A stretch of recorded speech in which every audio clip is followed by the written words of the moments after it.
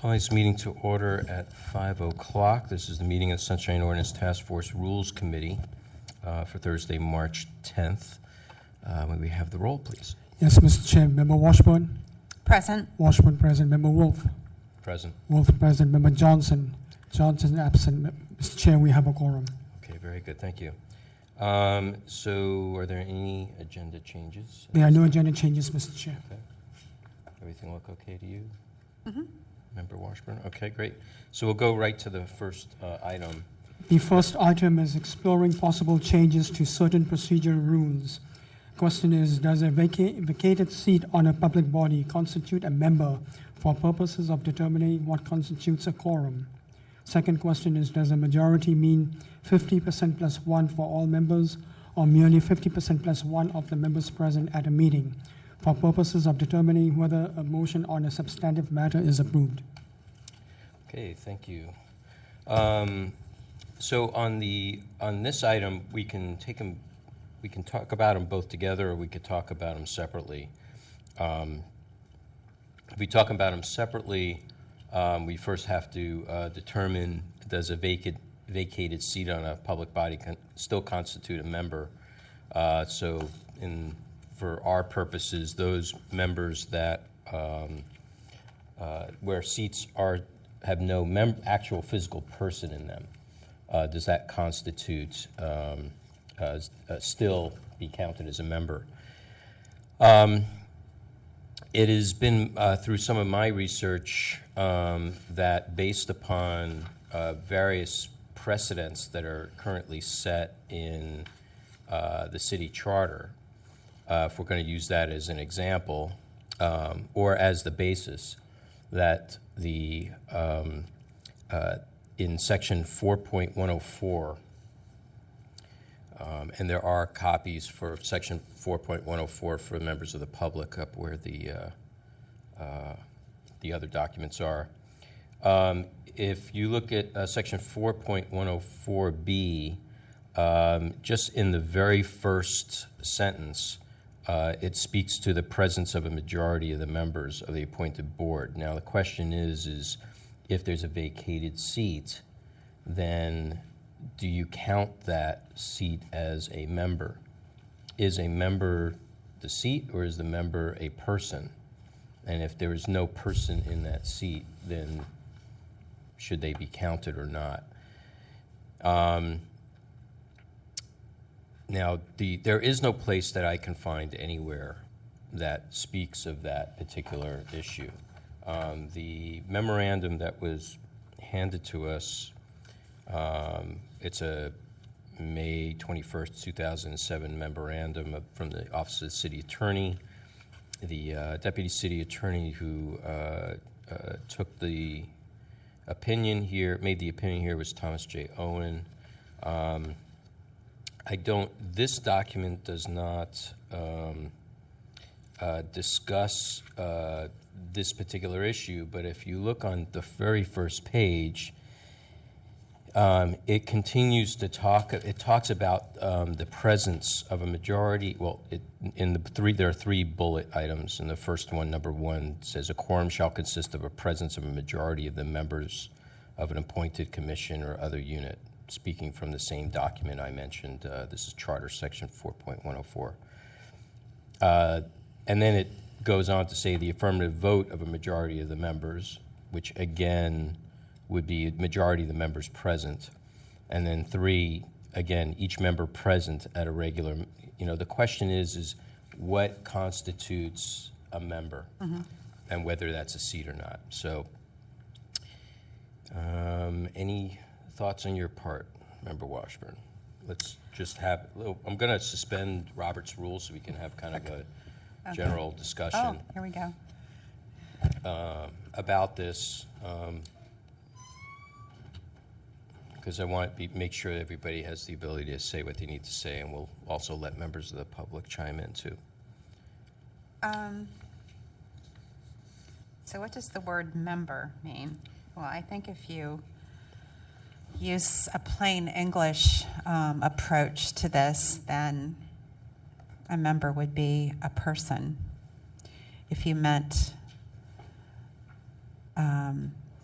the seat, then you would have, that would be equal to the number of designated seats on the body, which may or may not have members in them. Right. So, to me, the term member connotes and denotes, I think, a person in plain English. So when I read that first sentence in section 4.104B, it sounds like we're talking about people, which may or may not be the same number as seats if some of the seats are not filled.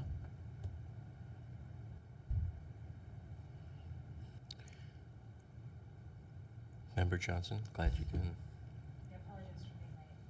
No problem. You're not that late. Is it on? Yeah. Okay, I missed my first bus. We're just discussing the first point of what constitutes a vacancy. Is it the? I was trying to figure out if my comment fit into that point. I'm open to different interpretations, but after reading it, if you create a situation where member and seat mean two different things, it also affects a quorum. So you would be making your quorum go up and down, which I think is not, for our purposes, it's fair to the public, which is logical because our assumption is the presumption of disclosure. But in most cases, that would be detrimental to the public. I don't know where that fits. So you're basically saying that if vacancies come and go, you have a kind of expanding and shrinking effect, and that could have. Well, the term, if you define member different from seat, Right. there could then be an argument made that 6 is no longer a quorum. Right. Right. Exactly. And I don't think that you would want that in the Sunshine Ordinance Task Force is unique in that we presume guilty by reason of disclosure. So unfortunately, that leaves when we don't have a full board at a hearing, a full task force at a hearing, that is detrimental to the public. But in the majority of boards, that might not be the case. You wouldn't want quorum and voting to shift around. Well, you want a standardized method. Well, the question becomes is, again, if you're counting, if there was a time where, for example, on the Workers' Compensation Appeals Board, they have 7 members, and they had 3 consistently vacant seats. Okay.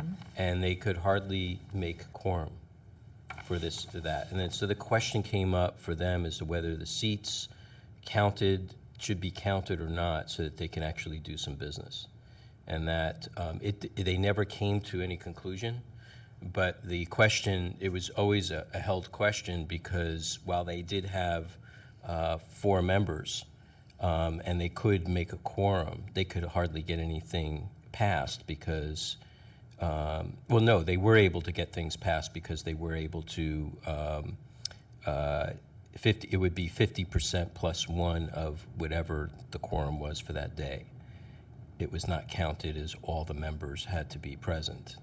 The question is because they were vacancies, whether they counted as people at all, and that the 4 remaining members were thus then what was available to make quorum. So it would be if 3 people showed up, they would have quorum.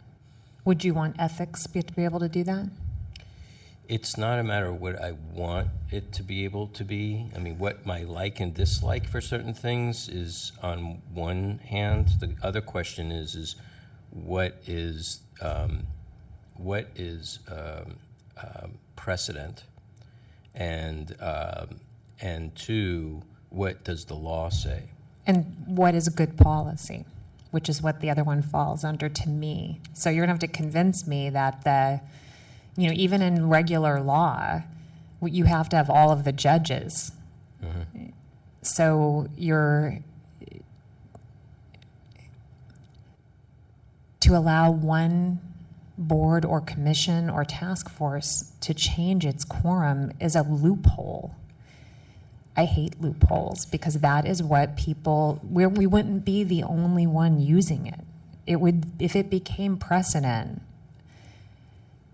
I have some concerns, and I could be wrong. I just was reading through these things, like I haven't read this report. I just got it.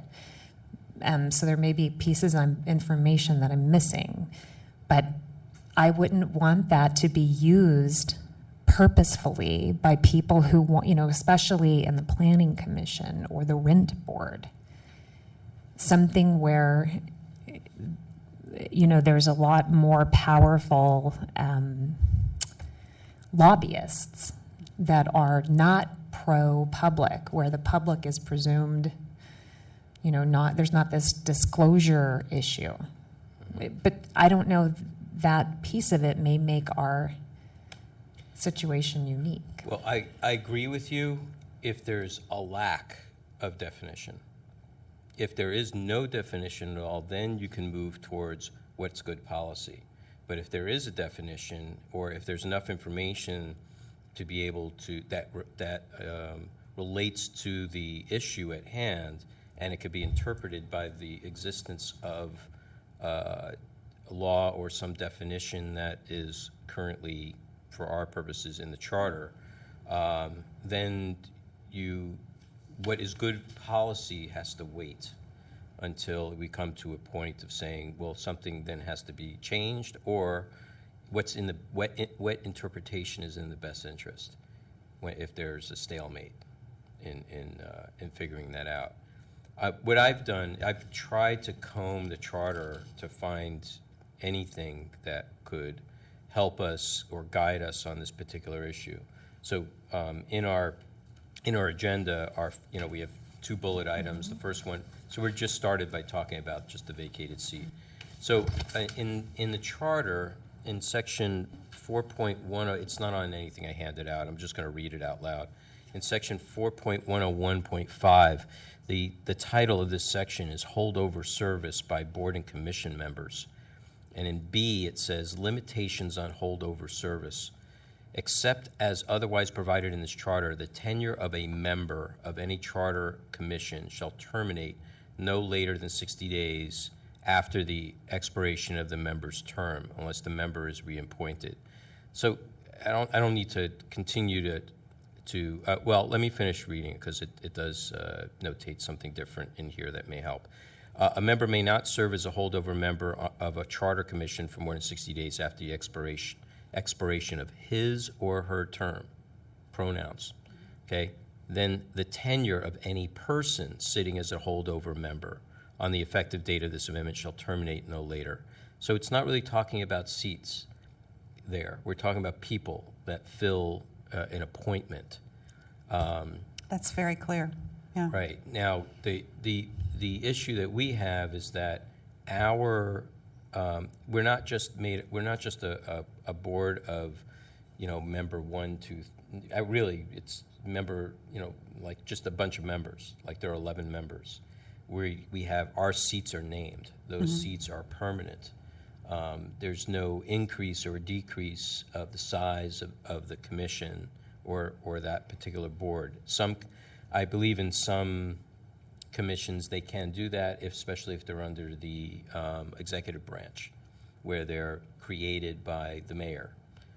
It's a commission like the Youth Commission. He can increase or decrease the size of that commission at will. And if there's a vacant seat and they can't fill it, he'll just reduce it, and that's the end of that. So it's a little different with us because we're enumerated.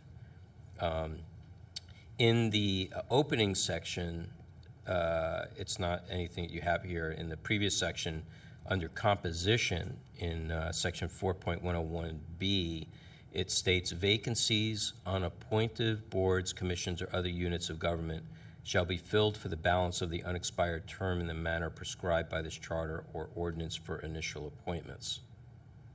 Still doesn't quite get us to the place we need to go, okay? Because it doesn't necessarily describe the vacancy of what?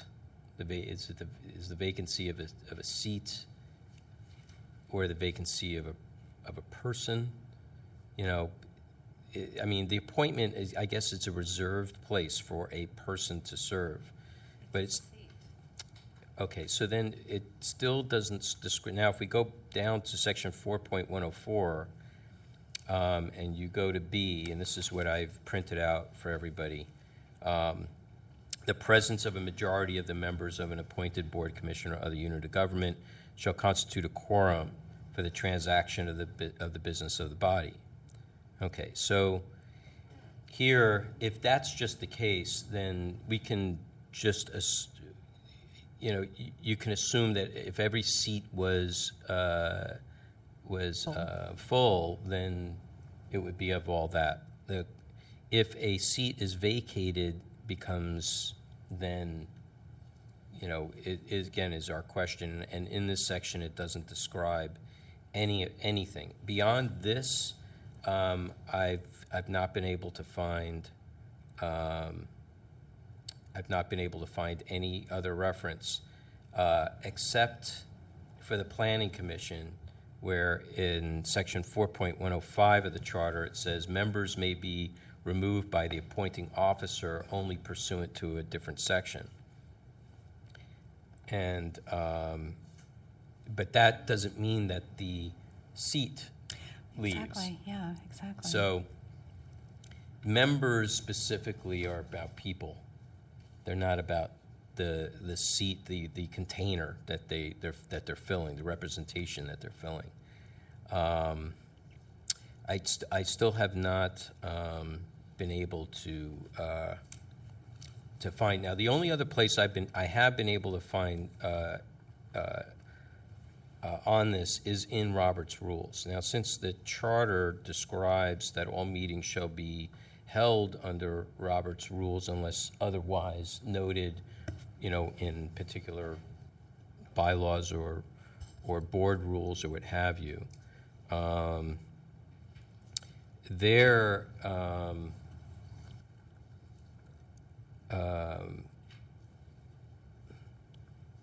it's not clear, okay? And so I have not really been, and I'm wondering if anybody else had wanted to chime in on whether they've done any of their own or have any personal experience in any of this on any past practices.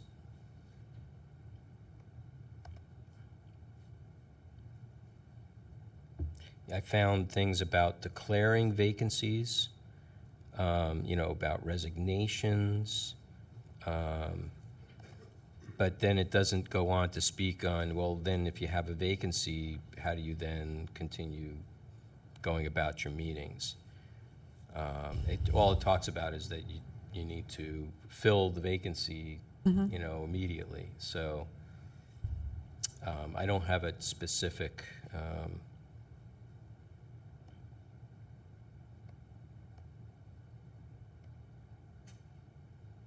So there's not a section that talks about quorum, a quorum of what exactly? Right. So in Robert's Rules of Order, in the section of bylaws, the only thing I could find was in section 3 of chapter 20, removal from office and vacancy. Can the board remove one of its members? If a member is absent several meetings in a row, can the board members declare a vacancy by 2/3 vote? If a board member resigns, can the board fill the vacancy, or does the membership, blah, blah, blah? If there are eligibility requirements, that doesn't matter. You know, it doesn't go on. It says the president or other officer is to be an ex officio member. It doesn't, it's stated here. It doesn't really go on to talk about how do you then regard that vacancy. So I find myself a little bit of a loss here If I could because just- I think the reason it doesn't describe the difference between a seat and a member is because the charter implies that no seats are to be left vacant. It has requirements for fulfillment. Now, just because, then it's some other problem that's at issue with the lack of filling the seat. Mm-hmm. But it also creates just a consistency problem, because if we had done this 6 months ago or 4 months ago, we would be down 2 members. But in just a short time, we're going to be down 1 member. Right. And it would all of a sudden change, and we'd have to make an announcement every time. We'd have to, the public, I just don't think that it, anyway, the part of the reason why you're not finding it is that the intent of the charter and the admin code, when it said, like, for example, if something says it's a 9-member policy body, the intent is that those seats will be filled. They never were intended to be left vacant. Right. Exactly. So you're not going to find a way for, they're not going to incorporate into law, well,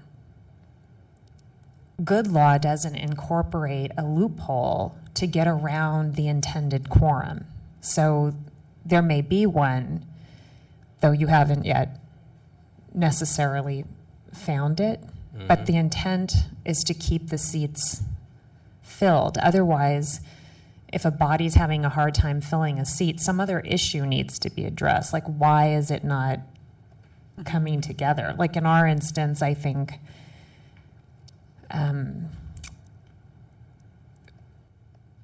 there wasn't, for whatever reason, there wasn't an interest necessarily strong enough to keep the seats filled. If we had a line of people waiting to be on the task force, we could be more rigid if the chair so chose in enforcing the attendance requirements. Now, we have a, currently in the media, there's a strong interest in sunshine, though people might not make it a connection to the terminology we use here, but because of WikiLeaks and the different things that are going on. This last time there were 6 applications and 2 seats, and I thought that was good to keep the, the interest up. I think that there may be, some, maybe there is something where an outside, somebody other than the Board of Supervisors needs to be able to appoint a voting member. Outside of the Board of Supervisors? Yeah, because I think that would help some people who might not want to serve because they're afraid of garnering disfavor and not being able to be appointed again. There are issues about why things are hard to fill the seats, and they're not because of the law. Well, the purpose of why no one other than the Board of Supervisors makes the appointment is for the purpose of keeping the Sunshine Ordinance Task Force free from conflict from the executive branch, from the actual departments and staff and the people that are supposed to be handling all that information, the information, the documents that people want from the city. So that's how it was written, so that it would stay. And that's part of the subject of the whole thing, is whether the Sunshine Task Force is actually part of the executive branch or not. I think that the Board of Supervisors is not that removed from city activity. But I would like for it to be. They have no directive ability to any agency or department in the city. They have no power to direct them at all. they're basically us in small form. If you're an outspoken advocate for the public, you'll have a hard time getting reelected to this board. If you don't believe me, watch me in a year. Yeah, but I don't understand I don't necessarily understand the context of that statement with regards Then if you to, don't lean, if you're not leaning on, this is all about empty seats. What I'm trying to get at is the need is to keep the seats, the demand for the seats, so that we can enforce attendance rules if that's the problem. Whatever the issue is of not filling the seats, not trying to loophole the law, which is intended not to keep the seats vacant. Now, if there's a problem and 11 members is too many, I don't know what the problem is. So I'm not suggesting that is the problem. But if 11 seats is too many, you might want to go and try to reduce the seats. Now, I think in the current situation, we were down a couple of members, and I think it had to do with personal circumstances and also our tradition of being very obliging to members with a long history of working on Sunshine. And so I think we've been lax about enforcing attendance. Would you agree?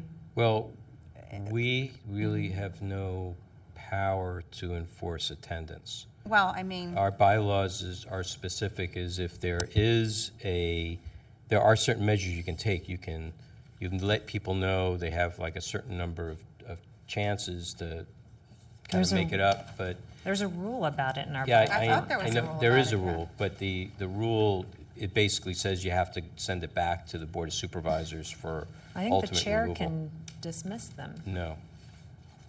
I don't have it. I don't have our bylaws. It's in your agenda. Oh, that's right. It's the second to last on page 9 of the agenda. Members of the task force shall notify the task force administrator if he or she is unable to attend. If a member misses more than 3 regular meetings on any 12-month period of time, task force may notify the Board of Supervisors and request that action be taken to remove. The administrator shall notify any member who misses. There is no other authority. Yeah, you're right. You are right. Now, this is our attendance policy. That can change except if, and I don't see any reference to the Sunshine Ordinance. We can talk about that, but that's our second agenda item. So I don't want to talk about that right this moment. Well, Right. I'm just, the number of seats on a body is representative of what the government or whoever it is created it intended that body to be, and the force of the law is that those seats be filled. So the vacancy of a member is never intended to change that intent of why there were that many seats. And since they want them to be filled, the intent is to be filled, and to incorporate something that allows it to continue on without filling it removes, it takes a step back from the thrust of what it was, for whatever reason they created them. right, right. And I would hate for that to be changed, because it leaves open,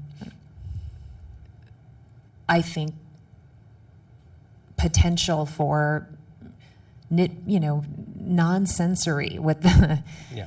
with the other boards and commissions. And I know that's not our intent, but So I tend to agree with you that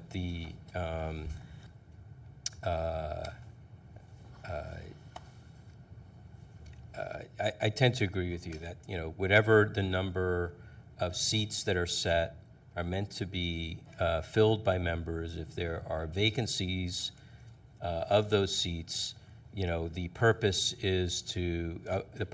within the bylaws is to try to get those seats filled as quickly as possible, and thus the seat isn't vacant for too long, but it would still count as part of the quorum. It wouldn't change the number of members per se. The question becomes, there's two questions. The first question is, if there's a vacancy on the board, does that reduce the quorum? And then the second one is what constitutes a quorum? So it sounds like two of the same question, but it really isn't. It's so,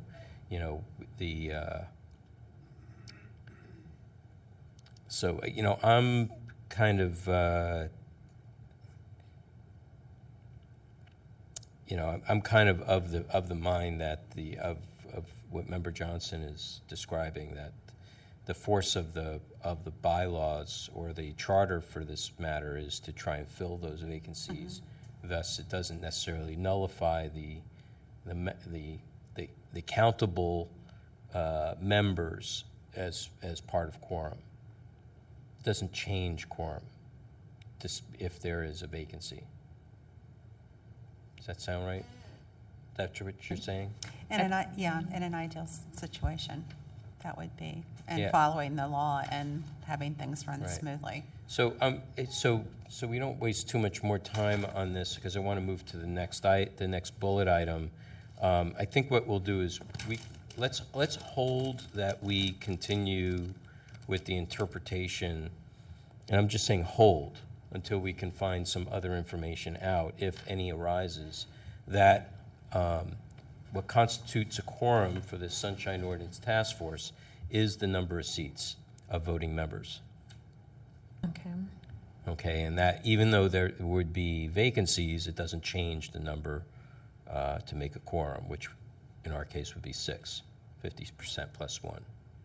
Okay, so the next bullet item, which is really more goes to the heart of the matter, is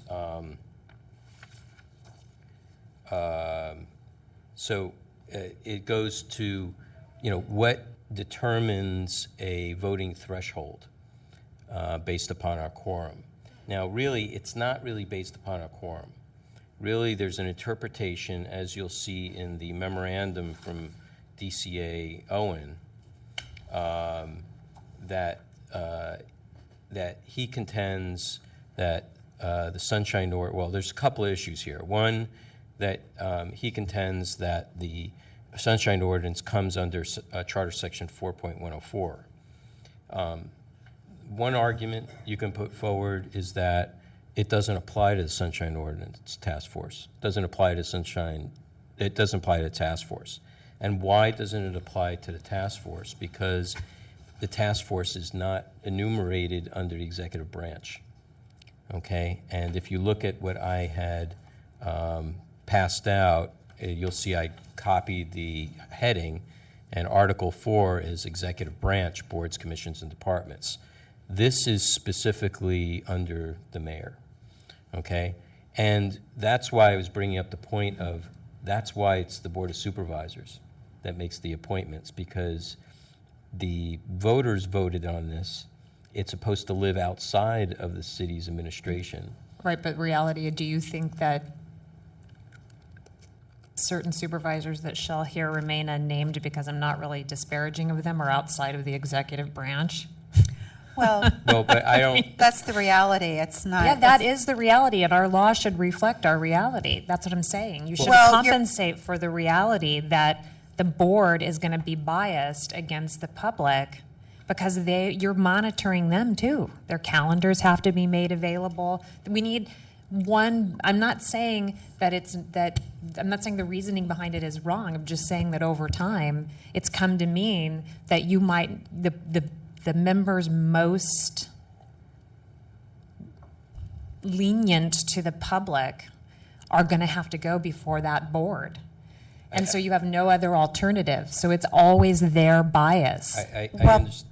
I mean, that is a reality, but you can't have it both ways. You can't say that on the one hand, when we're looking at quorum, we have to go with the way the law is stated, and when we know the reality of this task force has been, we don't have quorum many times.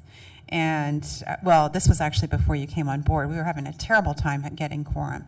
and we were discussing amendments to the ordinance. That's attendance, not the nature of the law of quorum. That's an attendance Well, we problem. were trying to interpret the law to say that we could have a quorum of the number of seated member, or the majority of the seated members would be quorum. Now but then you said no, the intent of the law is that every seat should be filled, and so members and seats are to be the same number.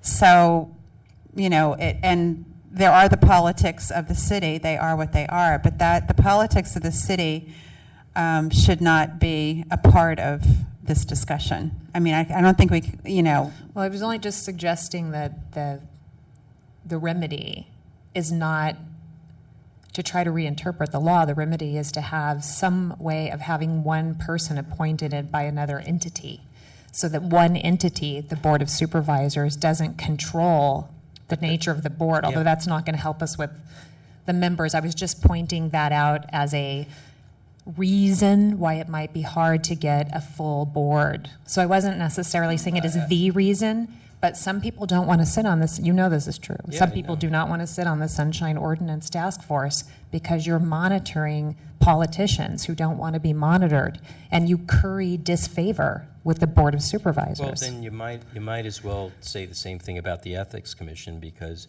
And they that's- all monitor elected officials and monitor, candidates.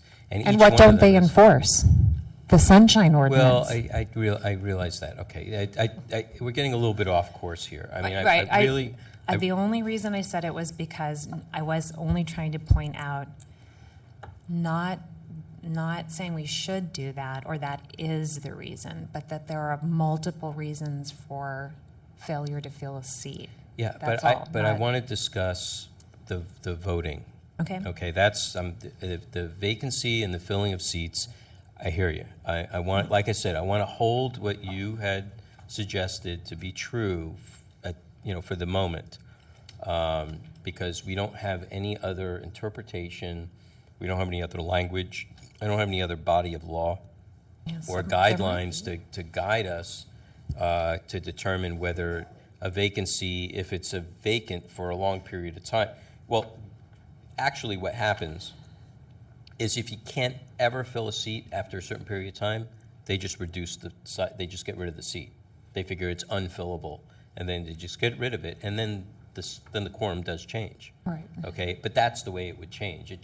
The container gets smaller. Okay, not what's inside the container. Just the container itself gets smaller by one, and then you make the adjustment, and it's the adjustment by percentage, not by how many are in there. It's always going to be 50% plus one, no matter how big or how small the container is. So make the container as big or small, however you need to adjust it. But your quorum is always going to be 50% plus one. Now, what's before us now is to determine how the task force makes its decisions. We have a kind of a problem before us because we usually end up with either exactly 6 members that show up, and then we're being told that the vote must be by all members. It would have to be a majority of all members, not just members present, but all members.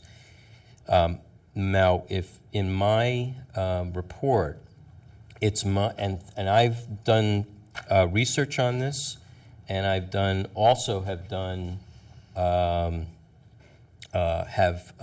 discussed this with 2 attorneys. This one? Yeah. Now, Could you just give us a synopsis? so the synopsis is that when you read the paragraph in its entirety, this is 4.104B. Okay. If you read it now, if you look at what I printed out, the printout, you'll see the paragraph in its entirety. When you read law is in a paragraph, not separated by numbers or by other paragraphs. When it's all together in one paragraph, the opening sentence is the prevailing the prevailing context for the rest of the paragraph. So the concept of the Latin ex sequitur, everything being in sequence. So when you read the very first sentence and it says, the presence of a majority of the members of an appointed board, commission, or other unit of government shall constitute a quorum for the transaction of business by such body. It's the presence of the majority of the members, okay? So when we come to a meeting, we count, is there 50% plus one of all the members? Well, yes, there is, okay? So the first sentence is what prevails. It's what sets the tone for the rest of the paragraph. The second sentence is newly added. This was specifically added with regards to supervisors who were participating in childbirth. So the second and third sentence applies to that specifically. It doesn't really apply for our needs here because it only talks about that they should be able to participate and should be counted as part of quorum because they're allowed to participate by telephone. Okay, so that really doesn't apply. It's kind of a sidebar. If we go down to the sentence that starts with the word unless, it says, unless otherwise required by this charter, the affirmative vote of a majority of the members shall be required for the approval of any matter, except that the rules and regulation of the body may provide that, which, with respect to matters of procedure, the body may act by the affirmative vote of a majority of the members present, so long as the members present constitute a quorum. It repeats the word present and then repeats it again and says as long as they're present to make a quorum. So it doesn't necessarily change what the affirmative vote should be, okay? It doesn't say 50% plus one. It doesn't say 2/3. Just as an affirmative vote. That would have to be whatever, beyond the threshold of whatever that particular motion requires. If it's a motion about finance and it requires 2/3, the affirmative vote would be then 2/3 for the item around finance. If it's around just general policy and it only requires a simple majority, then the affirmative vote is at the threshold of 50% plus one. But it's specific of the members present, not of all members that are appointed. It doesn't say anything in there of all members that are appointed. Now, let's go to the next sentence. The next sentence says, all appointed boards, commissions, or other units of government shall act by a majority, 2/3, 3/4, or other vote of all members, okay? Now, that is the hang-up line, okay? We'll get back to that in a second, but if we go to the next sentence, it says, each member present at a regular special meeting shall vote yes or no. So again, it reaffirms that it's present. I think, and every lawyer that I've spoken to, and I actually brought this to a retired federal judge that I haven't heard back from yet, all says that it's all et sequitur. That the sentence that doesn't specifically use the word present is just a description of the different thresholds of affirmative vote. It's not directive at all. It's just a description. That's all it says.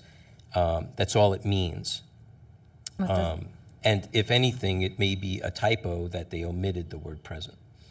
Does it? Sentence are you referring to? This is the one, the second to the last one. It says all appointed boards, commissions, or other units of government.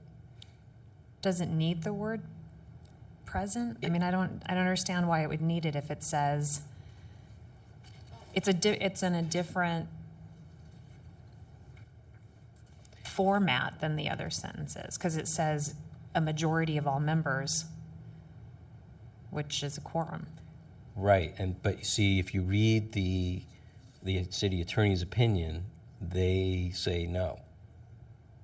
What do you mean they say no? They say that that because of that one line, it means that of those thresholds, it means all members. What do Not you all mean? members present, just means All all members. seats. Every single seat. And that's what we're hung up on here. Well, majority of all seats is a, You're reading it correctly. They're saying that it's not that. how, I mean, that doesn't make, I don't understand how- how they're saying it. That's though. how every board commission operates in the city and county of San Francisco. Well, maybe, well, the way they operate is by affirmative vote of the majority of the members. No, all seats, not just members present.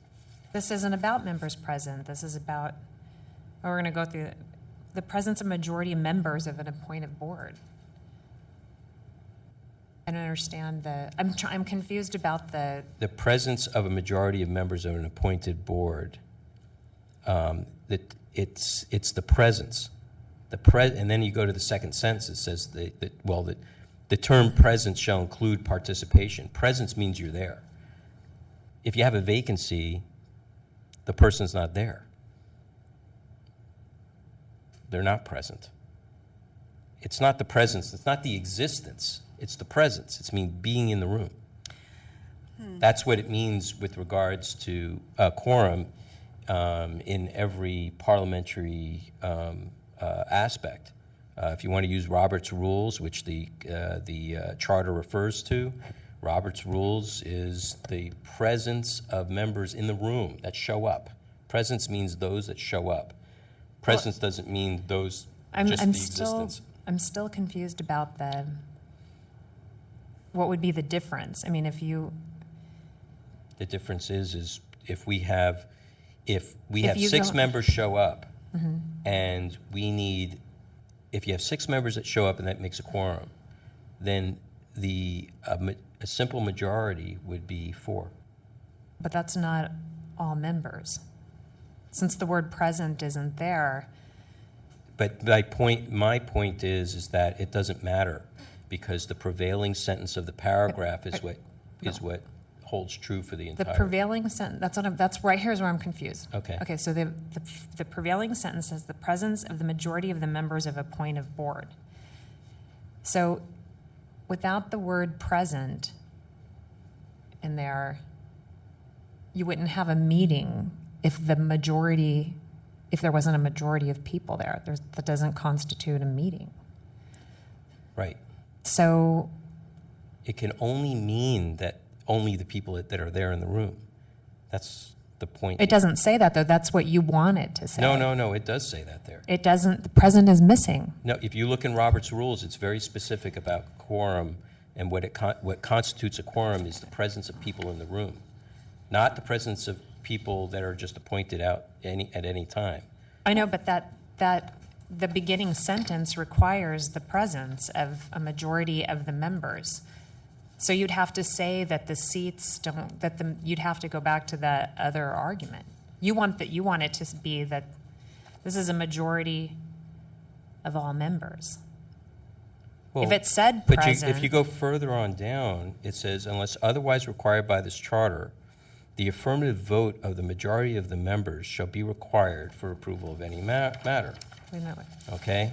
With respect to matters of procedure, the body may act by the affirmative vote of the majority of the members present, so That's- long as the members present constitute a quorum. That's what we've been doing, Bruce. That's the thing. That sentence there, I mean, I wanted to say that we should be able to pass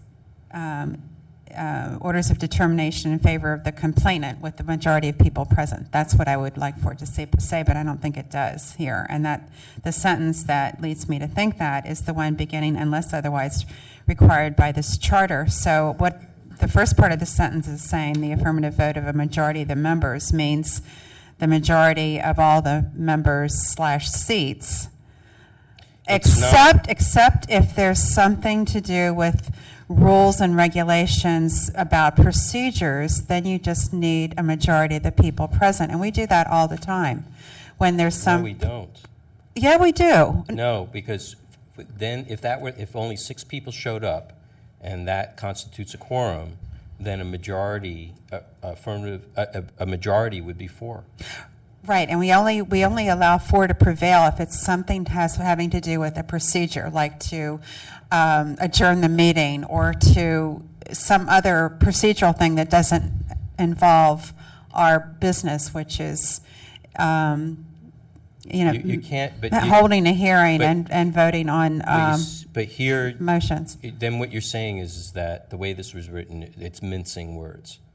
I think it is mincing words, yeah. Okay. I mean, I hate that it is, but it if- seems if- to be, and that's how we've been Well, operating. I think that I think that part of the problem is that one sentence is establishing a meeting, a quorum of people. The next sentence is telling you that a majority or 2/3 or 3/4 of the members is required for a vote. So one is establishing a vote. It's not saying that it's And the reason they're required. separated is because you won't always have all members present. So what they're saying to you is if you have 8 members of 11, 6 are only required. It's Right. delineating the intent of the quorum. It's not missing the word present because the first sentence is defining a meeting, which is you couldn't even get started if you didn't have 50% plus 1. But that sentence is saying now that you have a meeting, when you vote, it has to be, then you don't have to have, it's delineating the fact that just because only 8 of you are there, 4 doesn't count, you still need the 6. It's all members, not all members present. That's why it's written that way. It's deliberately telling you the opposite of what you're saying that it says. It's deliberately in there that way. No, wait, I'm getting confused. The first sentence says I all understand. members. I understand the first sentence. So then- it's the sentence beginning unless otherwise required.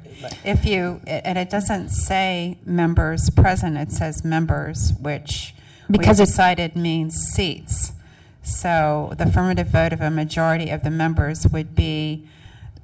You can't but you can't change the definition of the majority of members, because the majority of members is described in the first sentence as That being would the be presence. quorum. That would be quorum. That's to make quorum. This is about the vote. What it's telling you is if you have, say you have 11 members like us, the first sentence is saying 6 of you must be there to have a Right. meeting.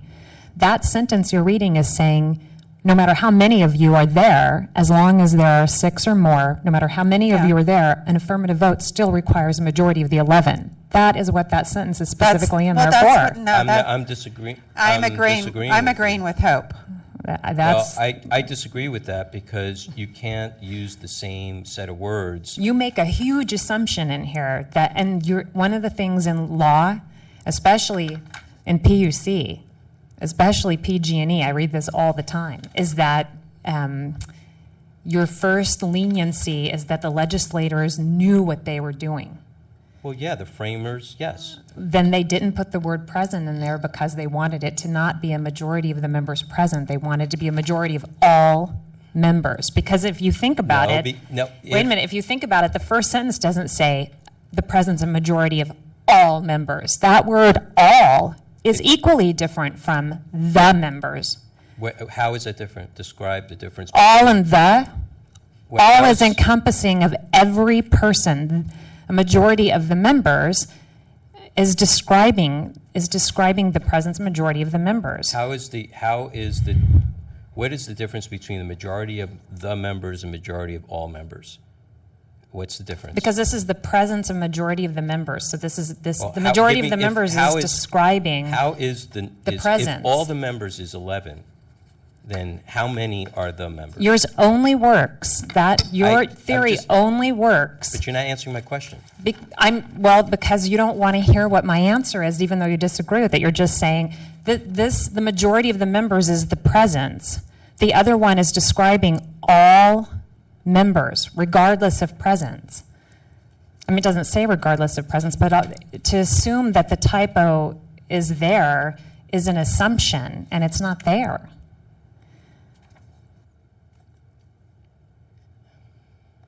The one is establishing a quorum, the other one is establishing a vote. They're not establishing the same thing, the same way that ordinance The does. establishment of a vote is based upon the number of members that are present. No, this says all members. Yeah, it does. It doesn't say all members. The word all is not in there. It says the majority of the members. The- Okay, now. It for doesn't this- say all members. No, This it- one no, it does. doesn't. Listen, it says unless otherwise required by this charter, the affirmative vote of a majority of the members, now bear with me, shall be required for the approval of any matter, except that the rules and regulations of the body may provide that with respect to matters of procedure, the body may act by the affirmative vote of a majority of the members present. Which implies So they long- didn't forget it the first So time. long as the members present constitute a quorum. And I was just saying, the way we've been operating as a task force, when we're voting on a motion regarding an order of determination, it's always a majority of our seats, okay? As much as we don't like that, that's what we've been doing. But there have been occasions when we're voted on something that's not that. It's about our how we're operating, like in the moment or for that meeting. And I know I've heard Rick say, this particular type of vote, a procedural vote, only requires a majority of the members present. And I think this whole complicated compound sentence reflects how we've been operating accordingly. That's how we've been interpreting this. Mm-hmm. And if we're going to equate members with seats, then the first part of that sentence means that, it's an affirmative vote of the majority of the members, then it's the majority of the members / seats. But there's a subset of things that you do, that procedural things, that don't have to do with the business of the task force or the business of the commission, that, just to get through the meeting, you're going to have to vote on some things like adjourning, for example. Then it's the majority of everybody present. Okay, so let's go back to the city attorney's opinion. And in the analysis on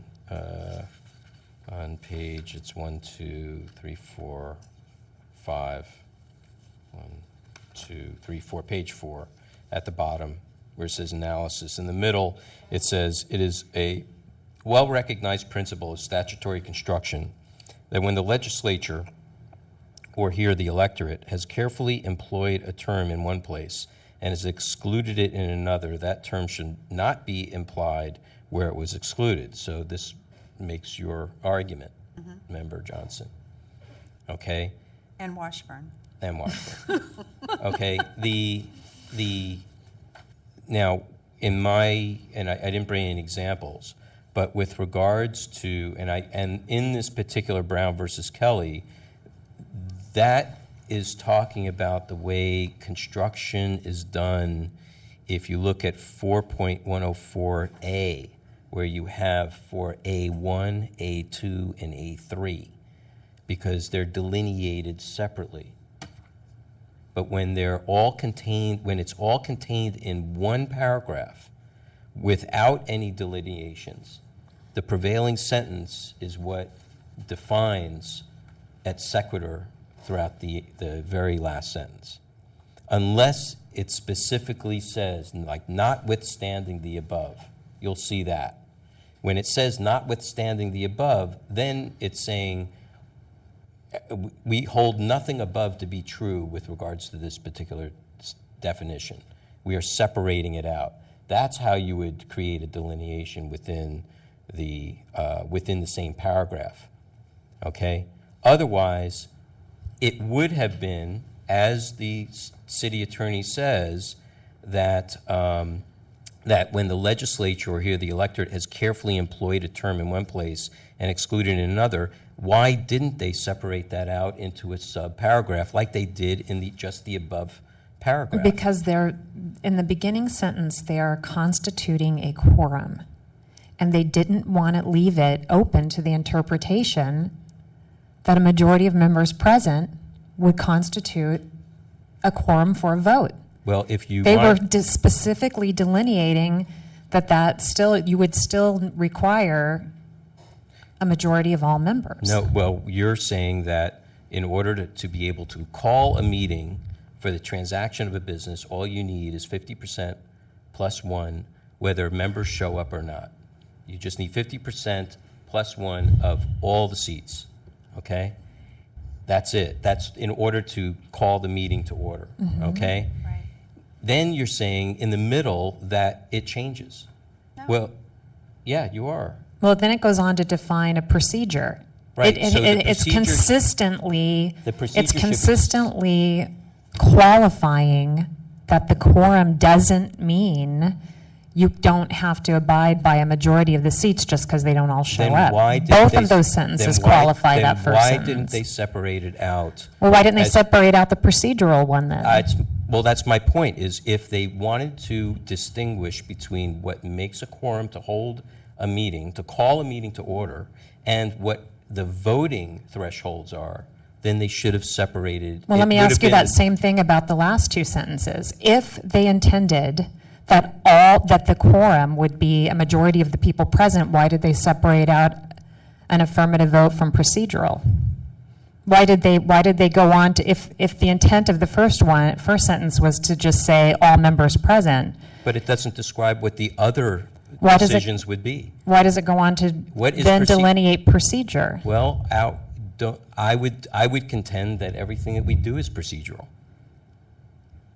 It's by procedure. It's by the Sunshine Ordinance, which is a procedure. Then what So what would the definition then be of, Because it has an exception. It says except Of that matter. the rules and regulation of the body may provide that. It's the exception if the body wants to do something different. It's not, doesn't hold true for, it doesn't say, well, on votes of adjudication, on votes of issuing permits, on votes of, it doesn't describe what those other votes are with regards to, and it doesn't describe what is procedural and what isn't procedural. well, So it seems that's to what me I'm that saying is if you want to describe what voting is, then, and in every other section of every other area of bylaws and Robert's rules that I've read, they separate out what is quorum, don't talk about voting at all, they just talk about what is quorum and then what is voting. And Well, then isn't voting the- always goes back to the quorum. the procedural issue, I think, is to help facilitate the actual meeting itself. I think that they don't want there to be a quagmire, the same as we find ourselves in, to help the meeting move along. That's why procedure, that, if everybody who's there agrees that if the majority agree that it's good procedure, like if we had to ask, if you and Rick were not there, and we had to appoint somebody the acting chair, they wouldn't want it to be held up because they couldn't get all the people present to agree. Right. On the Wouldn't be able person. to adjourn the meeting because one person wanted to keep talking for another 2 hours. Exactly. Now,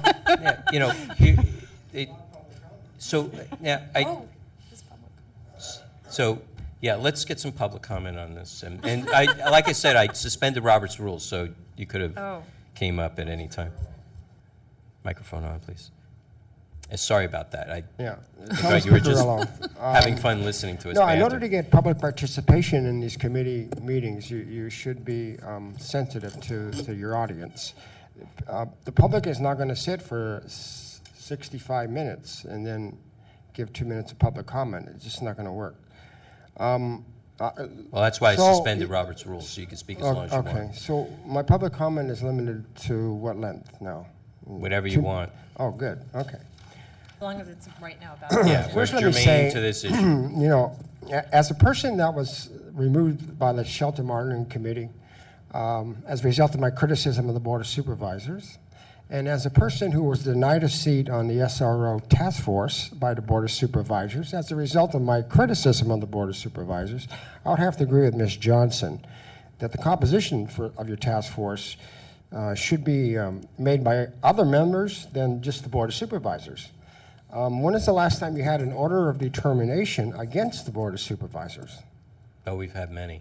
You've had many? Oh, many. I've been coming here for 3 years, and I've yet to see an order of determination against the Board of Supervisors. Oh, yeah. One, I've But heard you, about one. you do have another one coming up in a month or so we'll see how Well, we've that had it plays. against the mayor, we've had it against... No, the mayor's not the Board of I Supervisors. understand, but No, wait. let me finish. Yeah. We had it against the mayor, we had it against Chris Daly, we've had ones against Russ Mercarimi, Supervisor Peskin. There have been a number over the years. No, I'm not saying complaints, I'm saying orders of No, determination. orders of determination. Okay, Willful good. failure, I'm glad to hear that. stuff like that. But my point is, though, that this task force shouldn't be chosen solely by the Board of Supervisors. Because, when it comes to meeting, complaints about public meetings, primarily they concern the Board of Supervisors. And if this task force is solely represented from the Board of Supervisors, I don't think that the public is going to. Well, but the public voted for that. Well, that's See, true. that's the thing. The public vote. No question. and the public specifically it's an voted ordinance. for It's that, a- and not to It's have a the charter mayor and it can be involved. amended. It's a charter and it can be amended. No, only by the voters, though. Yes. Yes. Yeah. Yeah. But there has to be issue recognition before there's action taken. I don't like your 5-to-1 decisions either. But as a retired lawyer, when it reads, the city charter reads, all appointed boards, commissions, or other units of government shall act by a majority, 2/3, 3/4, or other votes of all members. All members means all members. It doesn't mean who's sitting in front of me when I'm filing a complaint. You're stuck with that language. But it's not true that The word "all" it's is not in there. all members means the entire board, But it whether doesn't there's say all. vacancies or not. But it doesn't say the word "all." Yes, it does. I read that verbatim. It's on page 3. It's in black letterhead. The next sentence. All It just members. says all appointed boards, commissions, and other units. It doesn't say all members. No. The end of the sentence says all members. Oh, vote of all members. I see. All members means all members. But Yeah, Mr. Snyder is a lawyer. Perhaps he could write you a legal memorandum. Well- I appreciate what you're trying to I do here, understand, but none this of isn't you. necessarily my interpretation. I've spoken to 2 lawyers myself on this Okay. that are familiar with statutory construction. So Yeah, but that the- it's their interpretation that this is and I'm presenting the way they presented it. All right. But you're stuck with this language because your charter. But the question is, Charter, but wait. is the language correct or not? I'm sorry, I interrupted you. All right. You're stuck with the language because you're charter born. But the other city commissions and boards and task forces, they don't have your rules because they're not charter born. The Shelter Monitoring Committee, SRO Task Force, they all vote, make decisions on majority of the quorum that's there, not the entire board. But you're unique because you're voter initiated, approved. So you are stuck with the language. So then the issue becomes, you got to have a policy that when there's 3 absences, unexcused, or 6 absences during the terms of the membership, they leave. They have to leave. They're terminated. Most other commissions and boards have that in their bylaws. The Shelter Monitoring Committee, the SRO Task Force. So you have to establish a policy to mandate that the task force members that have been chosen by the Board of Supervisors appear. And if they don't, then you have to fill their seats. So, but you are stuck with the language that you cannot give an order of determination unless you have the majority of all members. And if your members are 11, then you need 6. It's frustrating. I hear you. In that particular sentence, it's been my it's been taught to me by other attorneys that particular sentence is purely descriptive. It's not. It basically is just stating how the different thresholds that are available It doesn't say that, it actually, what it's saying is that you can vote any way you want. It's just basically saying, here's some examples of how you might vote. Yeah. It's not directive. It's not in force of law in regards to the procedures. The Well, procedures shall be choose which way it's supposed to be. I understand. If you have 10 attorneys, you'll get 10 different opinions. But Right. most importantly, though, is you have an opinion by your legal counsel, Mr. Threet, Yeah. who has opined that you need 6 votes for an order determination. And I think he's right. So you're stuck with that. But then qualify that. Well, I how- mean, just to say that he's right is not enough. You have to qualify, make an argument for that. Why? And because he's. Well, I think I made the argument just by reading the language. And if it doesn't persuade you, then it doesn't persuade you. Well, I don't. Well, it doesn't persuade me because the way statutory construction works. That's fair. The prevailing sentence is ex sequitur down to the rest of the paragraph, unless it's separated by a sub-level or another paragraph. If they were to add the word unless, if they were to make unless C, okay, then we'd have a different conversation. But they didn't. We're having the same conversation, and that is construction of the language of this charter. Right. And all I'm telling you is, I practiced law for 20 years. I'm in agreement with Mr. Threet. Okay. But again, that really shouldn't be the issue. The issue is how to get your members here when there's hearings. Not what does the language of the charter mean. Well, it does matter because in many boards and commissions, in other parts of the state and other parts of the world, they don't operate like this. Absolutely, but they didn't. But the task force is unique. It was set up by a voter initiative. This is the charter. This is not about the task force. This is about the charter. And what I'm saying is that I don't think that this is this should be any different than how everybody else operates, unless there are specific board rules that say it has to be of all members, all seats, that no vote will pass. Yeah. It doesn't say that. It just says here's some ways that you can do that. That's But all. the other thing you got to think through, though, is that you want, whether it's a task force or a commission or a committee, you want a broad spectrum of people. So you don't want to have policy that's going to make the decision makers smaller. So if you're going to exclude vacant seats as part of the members, that's not a good idea. Yeah, I think we're in What's a agreement. better idea is to get the rules committee to fill your vacancies. I'd prefer to have 11 people hearing my case, my complaint against the Board of Supervisors than, quite frankly, 6. Right. Because I think, in theory, you all come from different experiences in life. And so, you want to broaden the spectrum of people hearing the issues rather than restricting. But So I let think me you're moving let me interrupt you there for just a second, and then I want to hear from Member Washburn. What if there were 6 people and only 4 needed? Well, all you needed was 4. Would that satisfy you?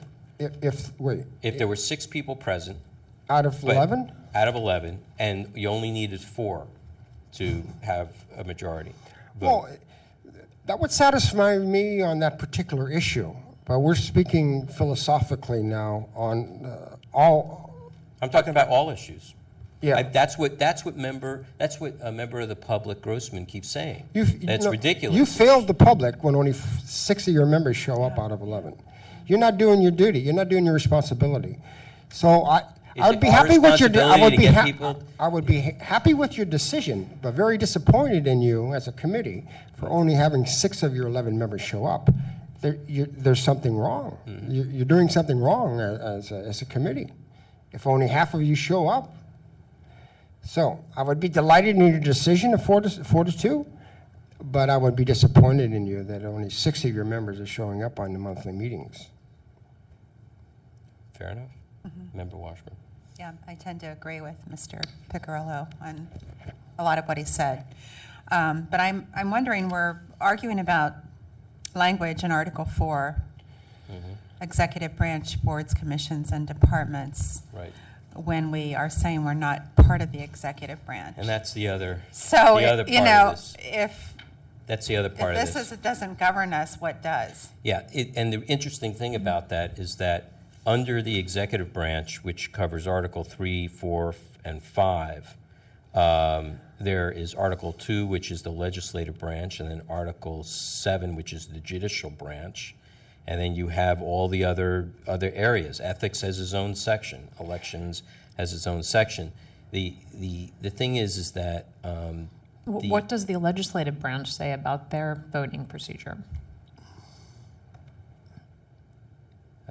let's see, quorum. Presence of a majority of the members of the Board of Supervisors at a regular or special, it has its own section regarding quorum, okay?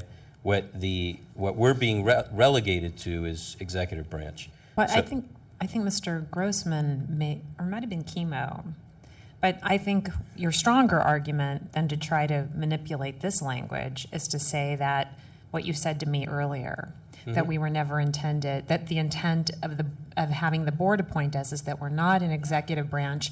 Then what I think our course of action would be to amend our bylaws and follow the quorum rules, and then set a set of rules about meetings, provided a quorum is there. So I wouldn't suggest going so far as to saying if only 5 members showed up, you could proceed with the meeting, because then we'd be violating our own sunshine law. But Right. I think it's compelling, the argument you made earlier, Member Wolf, that then if we amended our own bylaws about once a meeting takes place, since we were designated as a task force to make sure that the sunshine ordinance was enforced, and like Mr. Piccirillo had said, that, our responsibility is to the public, that's responsible. Right.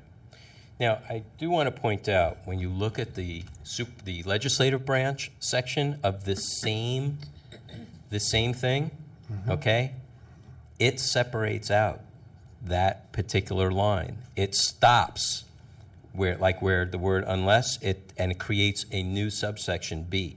Tell us what it says. So it says, in B, it says, the Board of Supervisors shall act by majority, 2/3, 3/4, or other vote of all members of the board.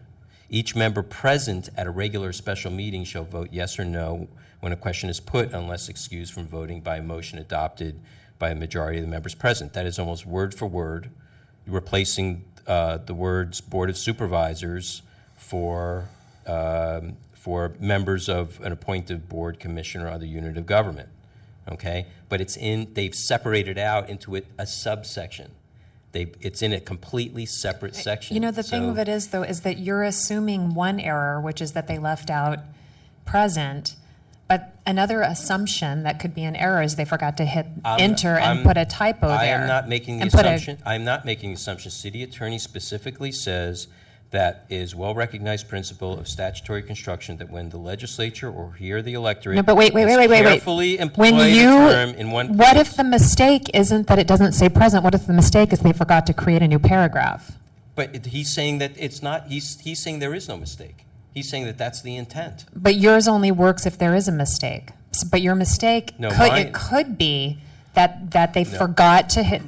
No, I'm saying it would be correct. Your It argument could be. would be your argument would be correct because it already has precedence in other areas of the charter. Now, why didn't they carry it through? Why isn't there It's consistency? a typo, just like not putting I don't present know in. if it's I don't according know to if not having present in is a typo. City attorney doesn't think it's a typo.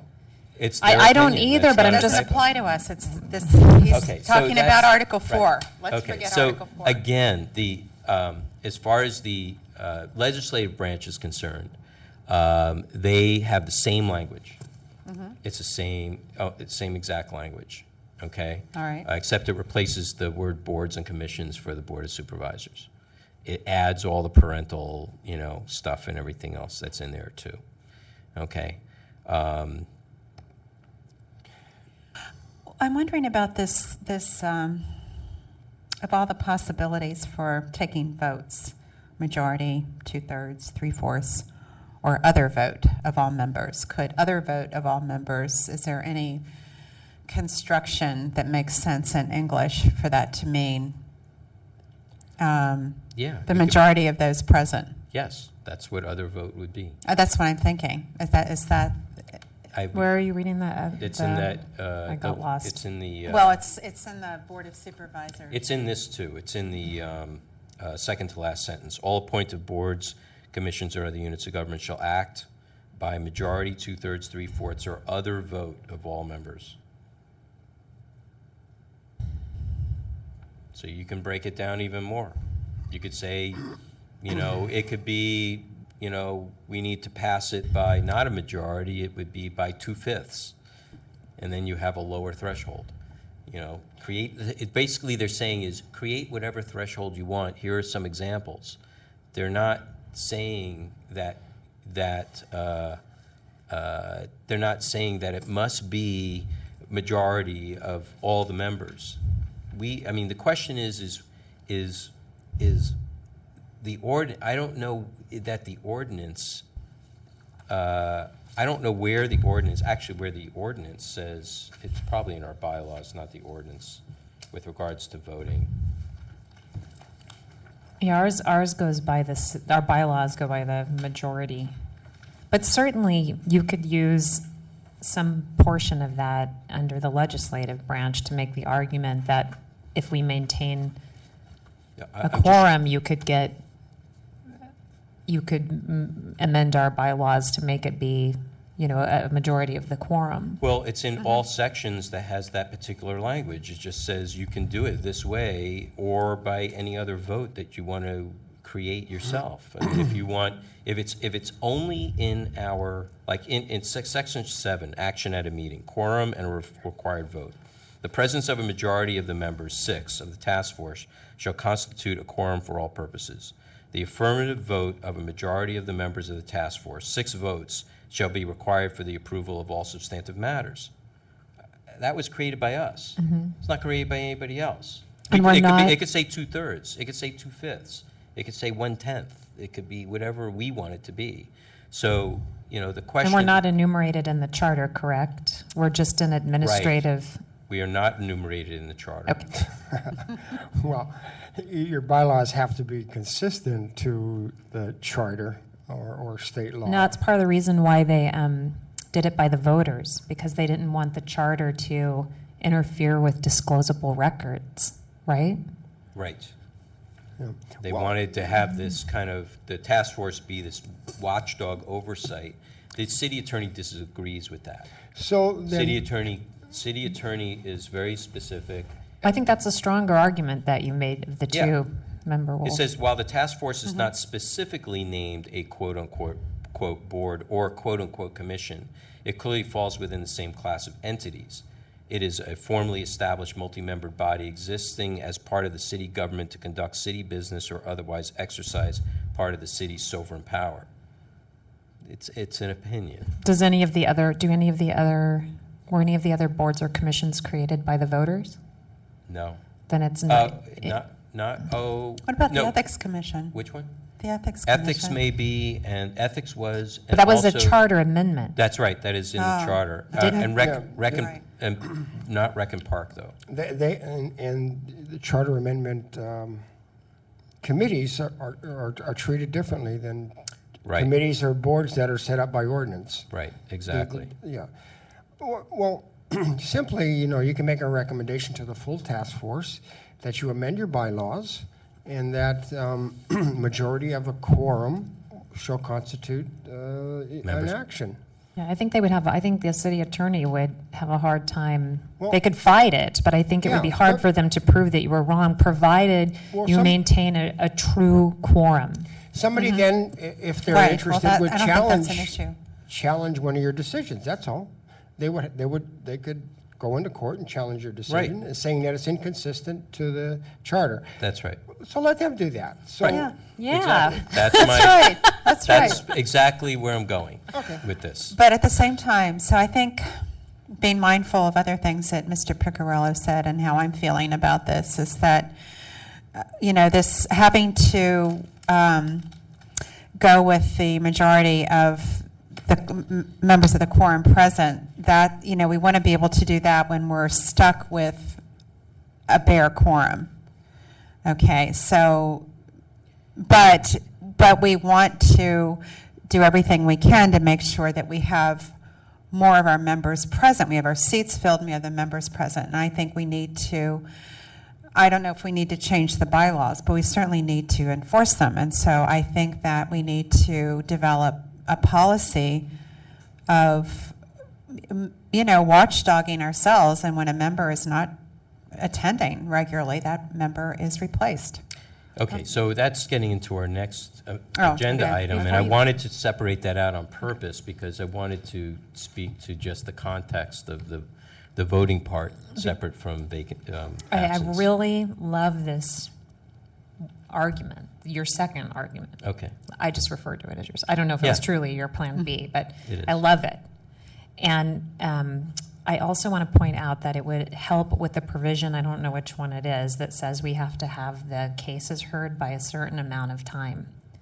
45 days. That would assist with that, since Yeah. we've been having to have these special meetings, which also hurts Right. attendance because it makes it harder for people. Right. I think, Chris, you have to ask people for a waiver, right? If it's going to go beyond 45 days. So I think that bolsters that part of the sunshine ordinance too, just to add. Yeah, That's a good idea. I'm not in disagreement with Mr. Percarello's sentiment about, all the members should show up. They're appointed, people went to great trouble to get appointed, whatever, they should show up. It's not just something you tag on a business card for your own personal pleasure, and benefit. So I agree with you on that. The problem is when you end up with vacancies, do you then ask the Board of Supervisors to reduce the number of members? No. Okay.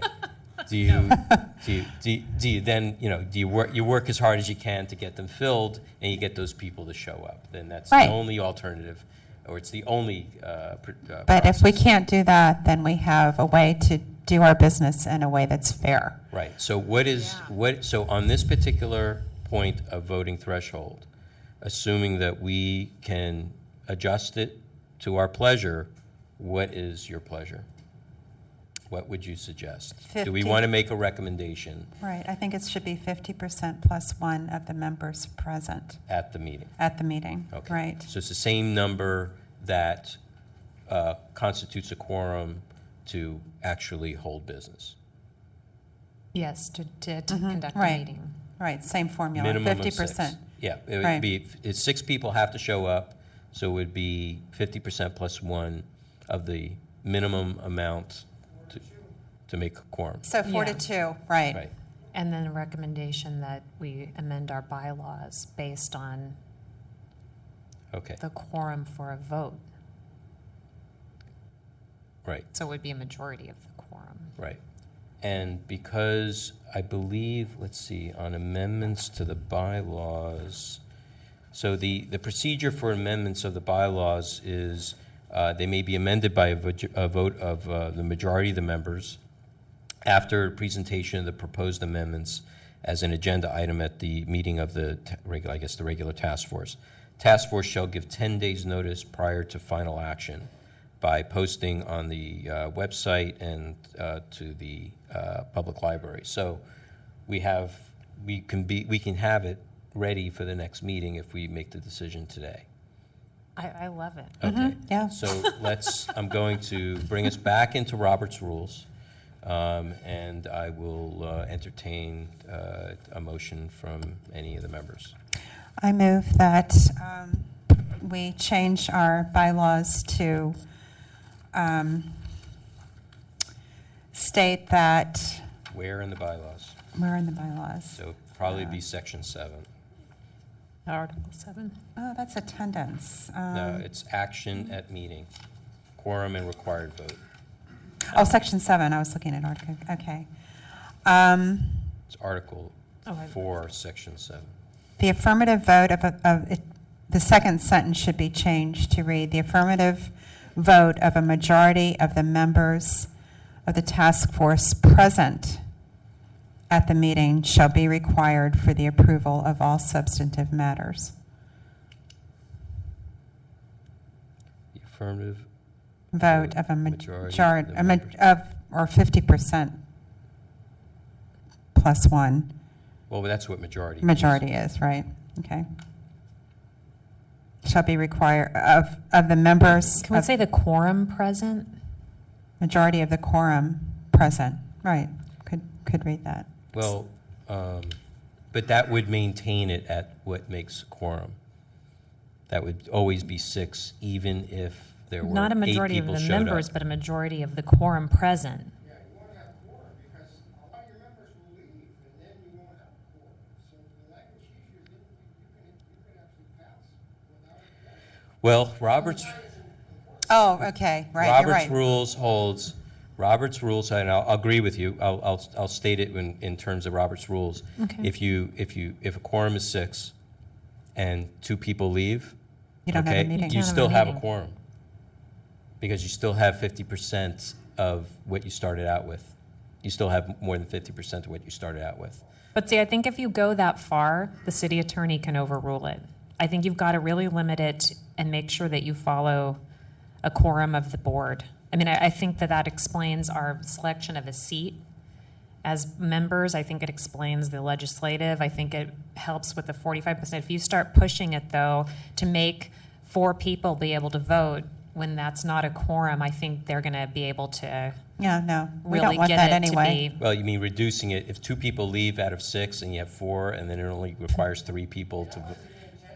No, Right, no, that I know. isn't. That's, no. but I think by including the word quorum, that is what it's Oh, well, I doing. was just trying to keep it from saying, because the affirmative vote, a majority of the members present, can go back to that discussion we were just having. But I guess it can't, because you're saying, what you're saying to me is, if there's not, it would always have to be at least 6 in any way. Okay, I understand. Or there's So no it's meeting. just- Pardon me, I was trying to make sure that we got that 6 in there. Yeah. But you're Yeah. saying that it, Present means 6, okay. because Okay. in order to hold I the meeting, you understand. got to have the 6 present. So that's Because of the thought is- first sentence. Okay, Exactly. thank you, sorry. Yeah. So we're amending this sentence just by adding one word. The affirmative vote of a majority of the members of the task force. Members present. Present of the task, task majority force. of the And- members present, or the. And Thank- eliminating that 6 votes? Yeah, you can Right. strike in parentheses 6 votes. I think the present should come after task force of the members of the members of the task force present, Replace 6 votes with present? right? Okay. Shall be required, Well, you remove the parentheses. It's the word present should be, underlined, boldface. I don't know, yeah, I don't think it substantively makes a difference. Oh, and it even says if a quorum is not present, no official action may be taken. Okay, so Right. we're Right. good, that's good. Except Right. roll call and adjournment, right? So you got that, Chris? Okay. All right, so, All of that for one word. Okay. well, that's good. And I second. Okay. Okay. Public comment. I'm very happy with that amendment. Thank you. Okay. Well, when you send it to the, and that's to go to the full task force? Member Johnson, And when, yes. when you send it, you'll explain, or will we explain to them our reasoning? Yeah, we Okay, can, okay. it'll be part of the committee report. It will Okay. be that action item. Usually we'll have it separated. I'll ask them that it be part of the committee report since we were charged for that particular item. Thank you. Okay, seeing no other discussion, let's call a vote, please. Chris? On the motion, Member Washburn. Aye. Washburn, aye. Member Johnson. Aye. Johnson, aye. Member Wolf. Aye. Wolf, aye. Mr. Chair, we have 3 ayes. The motion passes. Thank you. So our next item is a review of the attendance policy. Member Washburn's all fired up about this now. Oh, I read the policy, and the policy sounds fine to me. We just should enforce it. Okay. Now, And I don't know if I don't think we need to add anything to it other than, or if we want to add something about a mechanism Well, so currently, it provides no enforcement by the task force itself. All it does is provide warnings and a report to the Board of Supervisors requesting action be taken.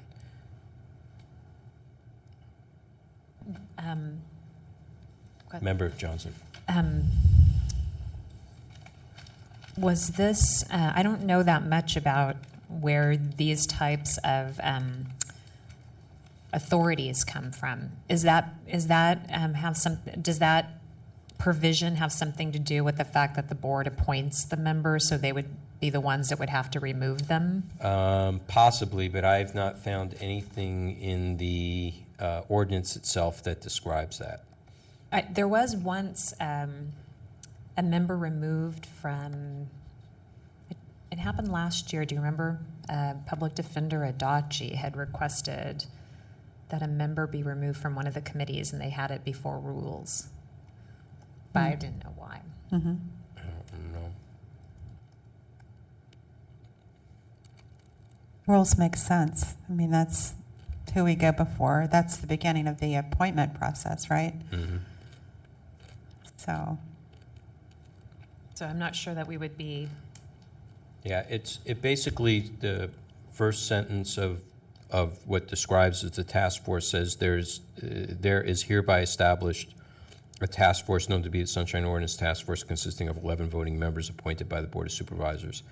So the appointing officials are the ones that are allowed to remove. That's the force of the authority.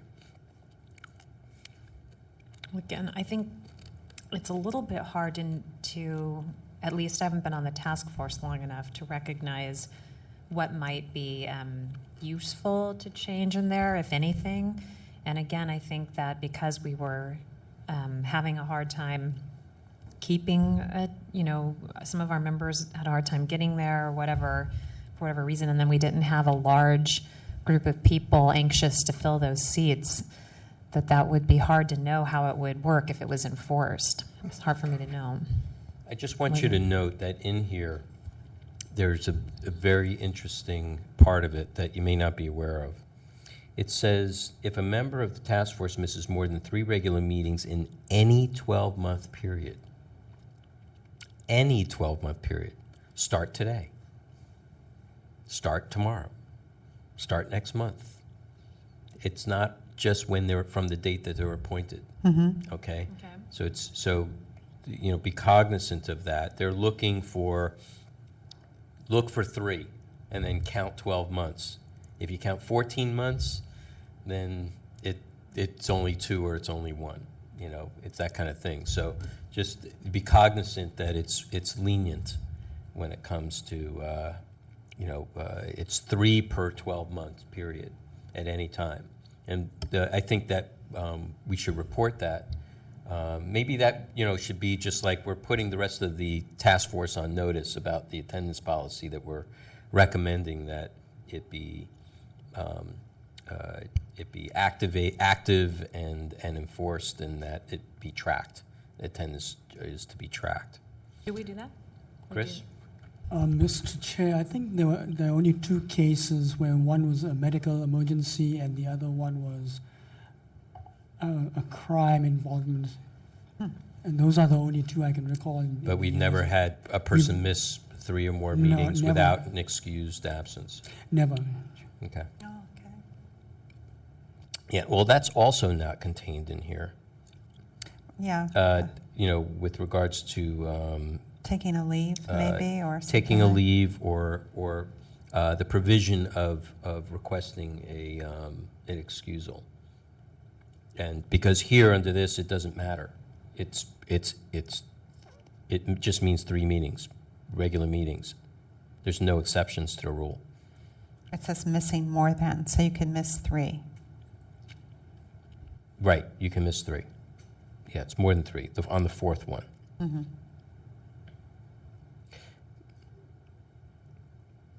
And the administrator shall notify any member who misses 2 meetings in any 12-month period. that if the third absent occurs, the task force may notify the board. You see, now that's, no, that's not, actually it needs to be amended. That's not correct. Oh, it Because should be fourth. right, it should What is be. In the first sentence, it says, if a member of the task force misses more than 3 regular meetings, more than 3, that means 4 or more, in any 12-month period, task force may notify the Board of Supervisors. In the last sentence, it says, yes, Uh-huh. they're in the agenda. Yeah, they're in the agenda. And it's on page 9, or page 6 of the bylaws, page 9 of the agenda. It's Article 7. It says, the administrator of the Sunshine Ordinance Task Force shall notify any member who misses 2 meetings in any 12-month period of time that if the third absence occurs, the task force may notify the Board of Supervisors of the member's lack of attendance. So that's inconsistent with the previous sentence. Chris? Mr. Chair, 2 meetings of the task force meetings or the committee meetings as well? I think it says regular meetings, so you can Yeah, miss. again, et sequitur. I think you start, it starts with talking about task force meetings. It's not talking about committees, or else it would say, that would be a severe omission to include. If it says task force and all of its committees, then it would be specific. Don't you think that it would be better to leave it the way that it is? Because if the third absence occurs, you might want to notify the Board of Supervisors in order to help them avoid that fourth absence. You might not want to wait until the board would then be able to issue a warning. I mean, I guess they still could, but if they'd already missed 4, they could just.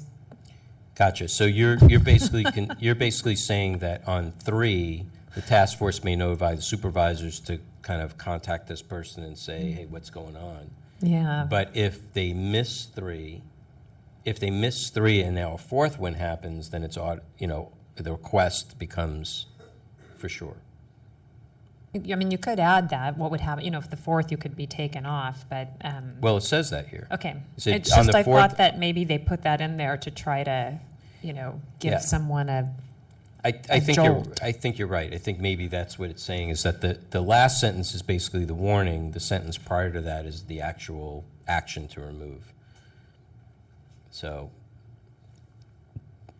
it may be, it's just written not well. So maybe that'll be, maybe we can think about maybe cleaning that up. But I think we understand its meaning, but I don't think it's clear. The first one is actual action to get the person off. The second sentence is, send a note to supervisors to notify them that they're on the edge. About switching the 2. You could switch the 2. Yeah, that would, yeah. If you're interested, we can do that. 2 sentences? Yeah, Move- switch the move. order. Yeah, that'd be. Right. So let's do that. We'll switch the order of the second and third sentence. Okay? Is that good? Okay, so can we do that by acclamation? Can we do that? I think we're all in agreement with that. And you were saying to recommend that to the full? Right. Okay. Yeah, Okay, public sorry. comment, I'm sorry. Before you approve Right, this right. thing? Yeah, All I'm right. sorry about that. Thomas Piccirillo Yeah. again. First, I don't like the word may, because may is discretionary, and it leads to lack of enforcement. So, if you're going to have a policy, the word should be shall and not may. Anytime you see the word may, that means discretion, and discretion leads to what you've done the last 2 years, is not enforce your Okay. bylaws. Because if you did, there would be 4 members in the task force now. The other thing I'm concerned about, though, is that if your absence policy shouldn't be the same for task force members and subcommittee members, because there's a lot of members that attend the subcommittee meetings, and that's not fair to them. Right. Okay, so you got to make a distinction. I mean, if one person is sitting on 3 committees, he or she should get, a little more slack than just one person that shows up once a month. So I think you need to make a distinction there. What I usually seen in the SRO task force, the shelter monitoring committee, the local homeless coordinating board, is what they have 3 unexcused absences or 6 excused absences. I personally don't like that. I like your idea of absences. So, I'm in favor of 3 absences in 12 months. Then you write a letter using the language that you shall, not may, shall write a letter to the Board of Supervisors who appointed these members to terminate them and appoint other members. Thank you. Thank you. Yeah, I agree with that reasoning, I think. So, And what's going to be the last sentence in the paragraph, the task force shall notify the Board of Supervisors and request that action be taken. shall we take it, how about in the other sentence too? The task force says may notify the Board of Supervisors of the members' lack. So change both Shall. mays to shall? Yeah. Okay. And I would ask, I believe this is what you were saying, Mr. Piccirillo, that this article doesn't apply to committees? Does not apply to committees? Is that what you're saying? Extend them from the. Usually, because, Maybe give them more absences, because look, the 3 of you are here tonight, right? Right.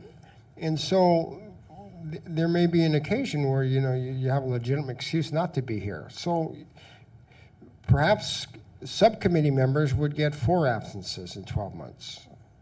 But you figure out the number, what you think's fair, but I'm just saying it shouldn't be the same standard as one, a task force member that only comes once a month on the regular task force meetings. Because then you're discouraging people from becoming subcommittee members. right. Yeah, I understand what you're saying. Usually that's kind of like been at the discretion of the chair, that if the the chair of the committee says there's this member that's not showing up, they just switch them out. It's the chair's prerogative to switch them out and put somebody else in there so that the committee can be full. So that procedure actually has been working well for us. And, committee members get switched around a lot. So you're suggesting then that 3 absences would apply for all meeting? I would say that it wouldn't necessarily apply to committees. I think your suggestion that members do show up for committees more than they show up for the task force meeting, I agree with you on that. So I don't think there's any fear of not being able to get the business done on the committee level. I think it's getting the business done at the task force level that we're having the problems and issues with. Okay. Plus, the task force chair can remove from the committee, Committees, so we don't have to rely on the Board of Supervisors. Okay. Fine. Chris? And I think an individual member, like I said, on three committees, and if I happen to miss 4 of my committee meetings during the year, I hope I wouldn't be removed from the task force. You are. Yeah, I wasn't suggesting 4 as a number. Yeah. But No, but I mean, I'm just yeah. trying to say that, if you want to encourage all task force members to sit on committees. Yeah. So, you don't want to discourage them by your termination policy, that's all. Yeah. Right. Chris? Also, the majority of the committees have only 3 members.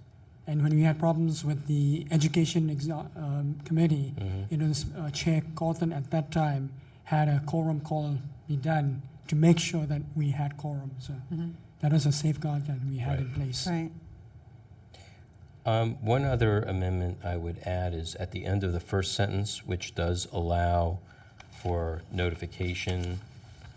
I think that here, if a person's unable to attend the meeting, it's not describing whether that is to be counted as an excused absence or not. It's just saying that if they're not able to be there, that the person shall notify the task force administrator. I think the rest of the content of this particular article is saying is more about if they don't contact the task force administrator. It doesn't really describe what excuses are. I don't know Excused- that, I don't think that, I think a lot of people miss, but they call in. We would still, I think it maybe if we put the chair instead of the administrator, the chair is the one that can issue the excused absence. It shouldn't, the person who is at, they have to request, you really should. well, I don't think the rest of it people- should apply only to unnotified absence as opposed to, it should apply to, I mean, there are times when there are excused absences, yes, that might exceed more than that, and you're right about the chair, but if you put it in here, Well, all I'm then saying people is- could just be excused every time. That's right. So I'm saying, I'm thinking we should clarify that or strengthen that first sentence. So I think like members, it says the members of the task force shall notify the task force administrator if he is unable to attend a regular or special meeting of the task force. I think maybe it should say members of the task force shall notify the task force chair if he or she is unable to attend a regular or special meeting of the task force. Why the chair, why specifically? Or shall the chair? request an excused absence. That should not be counted as a missed meeting.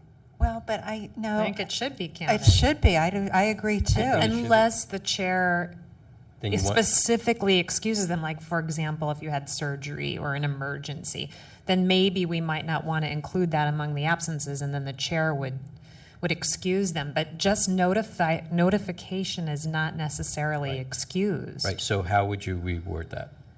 I think we should leave it the way it is. Yeah. Oh, Right. really? Yeah.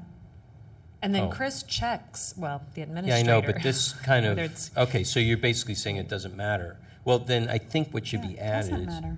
You could say that the chair, you could add something, I don't know how to add it, but if this is what you mean, you could put something in here that the chair may designate an absence excuse that Right. doesn't count toward this. Right. You could put that something in there. what I was saying is that it doesn't matter what kind of missed meeting it is. It still counts as a missed meeting. Right, and And- it's part of the tally leading up to 3 and 4. Right. My suggestion is that there should be some provision to specify excused absences as not being counted Yeah, you could put that, the chair may excuse an absence. at the chair's not to- discretion or To something not like that. count, well, but think about it this way. If you have somebody who is extraordinarily busy with work and has to miss meeting after meeting, and there's a good excuse for it, you still have somebody who's not showing up. And so should that person be on the task force if they can't be here? Well, And I think that's what the public's saying. But let's You know, look. if you can't devote the time to this, then you shouldn't be taking up the seat. But like a work excuse wouldn't be the kind of an excuse that the chair would excuse. It would be, like a surgery that required long-term. Yeah, I mean, it's. That would be different. If That would it's- be different, See, yeah. that's why I said it's that if you make it at the discretion of the chair, the Yeah. task force always has the force to overrule the chair's decision. If they see that this person keeps saying, like, it's work, and they don't show up for months and months and months, it's like, Mr. Chair, I'm sorry, this is like, now it's becoming abuse, and we are going to overrule your decision and notate that these meetings of this particular essentially the task force then takes ownership of the decision, and that's, I mean, you could even, write it in that in there too. At any time, it's at the discretion of the chair, and at any time the task force may, overrule through Robert's rules or parliamentary procedure to overrule the decision of the chair. You can do something like that.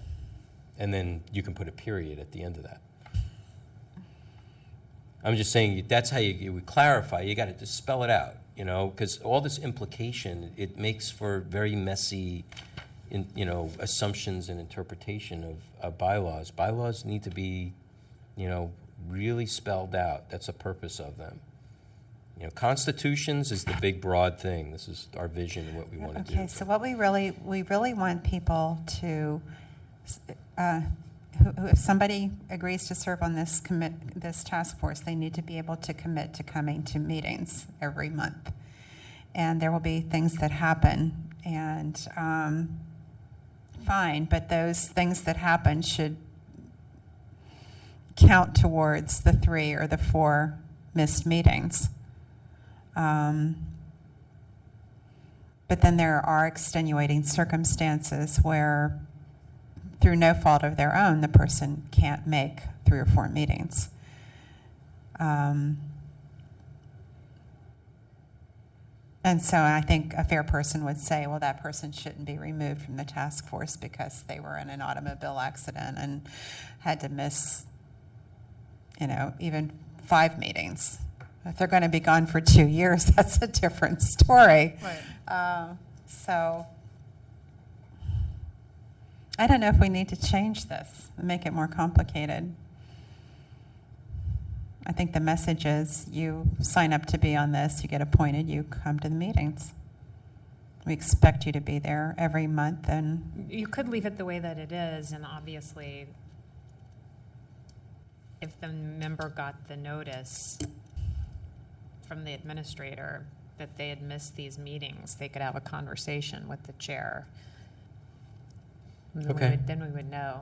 All right, so don't change anything. or if Right. something terrible had happened to the person, it would be known, and there wouldn't, you would say, well, no, we're not going to, notify the Board of Supervisors. Chris? Chair Wolf, if I'm not mistaken, in the application form, I think you have to say that you're willing to attend all meetings. And in fact, when you come before the Rules Committee, the chair also verbally asks the person Yeah, whether. they do, but it's not a requirement. The requirement is here. That's what we're talking about. There, they do it just to try to ensure that, they try to catch it at the pass, nip it in the bud kind of thing. I think maybe we should leave it the way it is, with the exception of the amendment that you suggested. Switch them around. And then Changing the mays to revisit shalls. it if necessary, now that we have several new members, Mm-hmm. See what happens. If the attendance improves. So do not change the word may to shall? No, all the Oh, changes those we already changes? talked Okay, about. But okay. then outside of those, Outside of those? maybe Okay. leave them. So nothing about excused? No. Okay. Okay, what about, this article does not apply to committees or other bodies of the task force? I think that's getting needlessly complicated, given that what we're doing works, that the chair has the discretion to. Doesn't say it, though.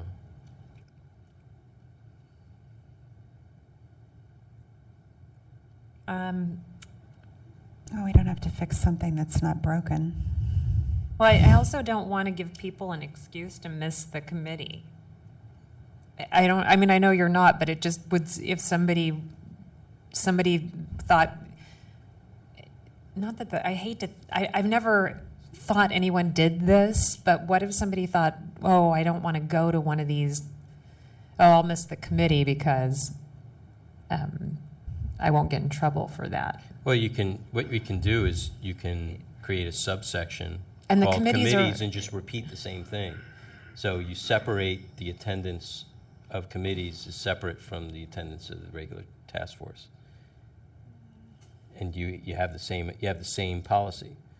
If they miss any 3 meetings or more, 4 meetings or more of a committee, then same. It could be referred back to the task force instead of the supervisors. I'd actually like the chair to be able to remove somebody, not wait until they've missed 3 or 4 meetings, because, Well, then I if would. there's somebody who never comes to complaints, there's just 2 of us doing it. Then I would just add a section for committees that says it would be, Up to the discretion Like- of the chair to. yeah, it would be like Article 7A. Isn't there already a thing that says that? Not for committees. There's under the section above, it just talks about creating them. There's not a thing that says that the chair appoints. No, it's upon approval of the task force. unless specified otherwise, it's on page 8 of the agenda, 5 of The the. chair names the chair of the standing committees and its members. Right. The chair of the task force shall encourage staff to participate in all committees, shall ensure broad data. But then if you go to section 2, it says, well, it's special and ad hoc. So we could add something there that says the chair has, since the chair can name the members, he can also remove the members. The chair chairs remove members for other than missing meetings. The way we operate is that the chair has. So yes, you can say in that sentence, unless specified otherwise by the task force, the chair of the task force shall name the chair of the standing committees and its members. The chair shall also, the chair can adjust the membership at his or her discretion. Can replace members. You could say the chair of the task force shall name the chair of the standing committees and appoint or remove its members. There you go. Okay. There you go. And so add, appoint, So those 3 words, we're adding 3. or remove. Yeah, appoint or remove. You find that? Sorry, Mr. Chair. So we're in section 1 under Yes. Article 6. It's the third sentence down. It starts with unless. Unless specified otherwise by the task force, the chair of the task force shall name the chair of the standing committees and appoint or remove its members.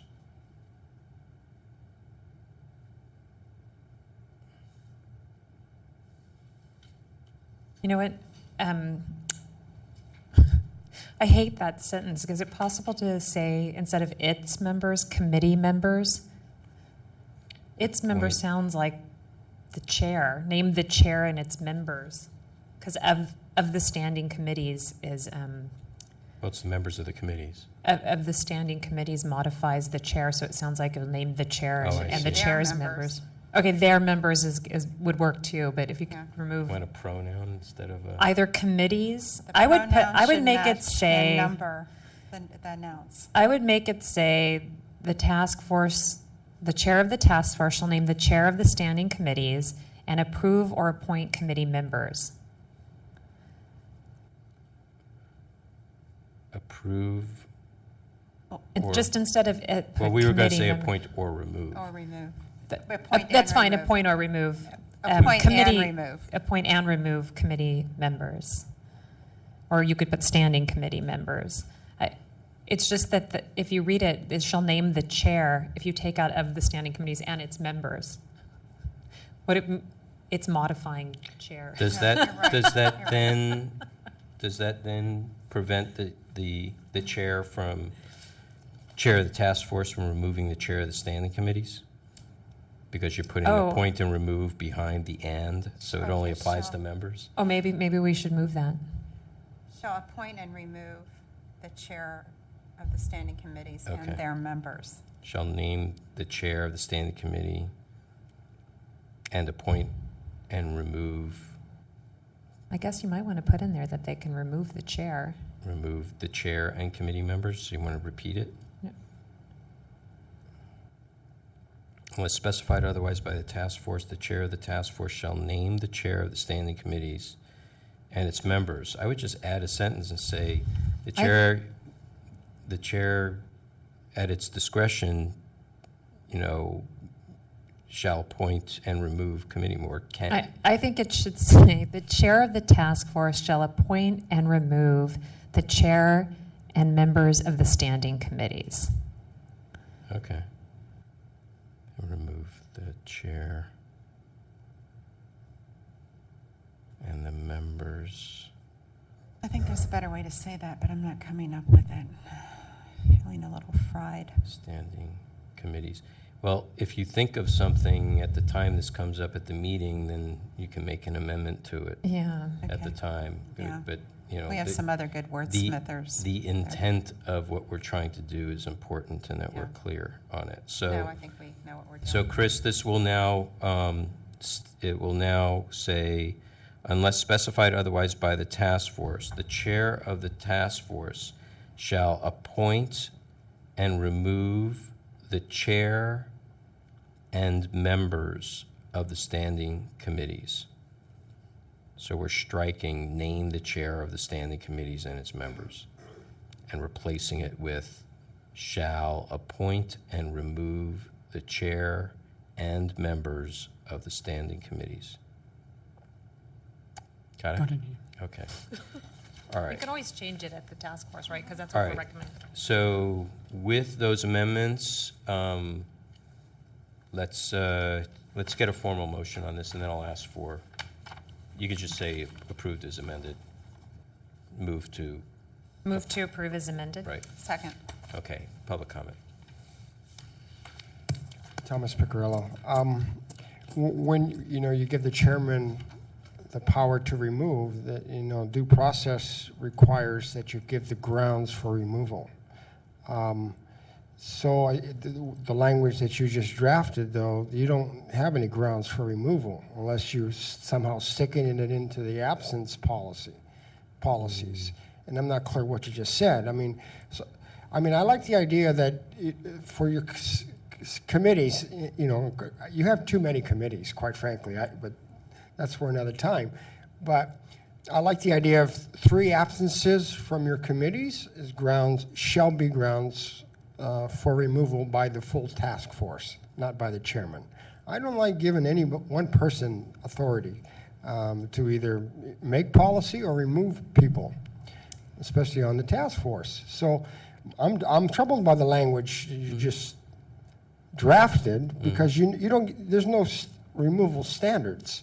So in all due respect to Mr. Nee, he may not be here next year, and I don't know who the Board of Supervisors are going to appoint in 2012. So my concern is if you give somebody removal authority, then you got to prescribe the limitations of that authority. So then you should have grounds for removal. I wouldn't give the chairman removal authority. If there's an absence policy, it should go to the full task force. So if three absences by members of your subcommittees, that should then go to the full task force for removal. Yeah.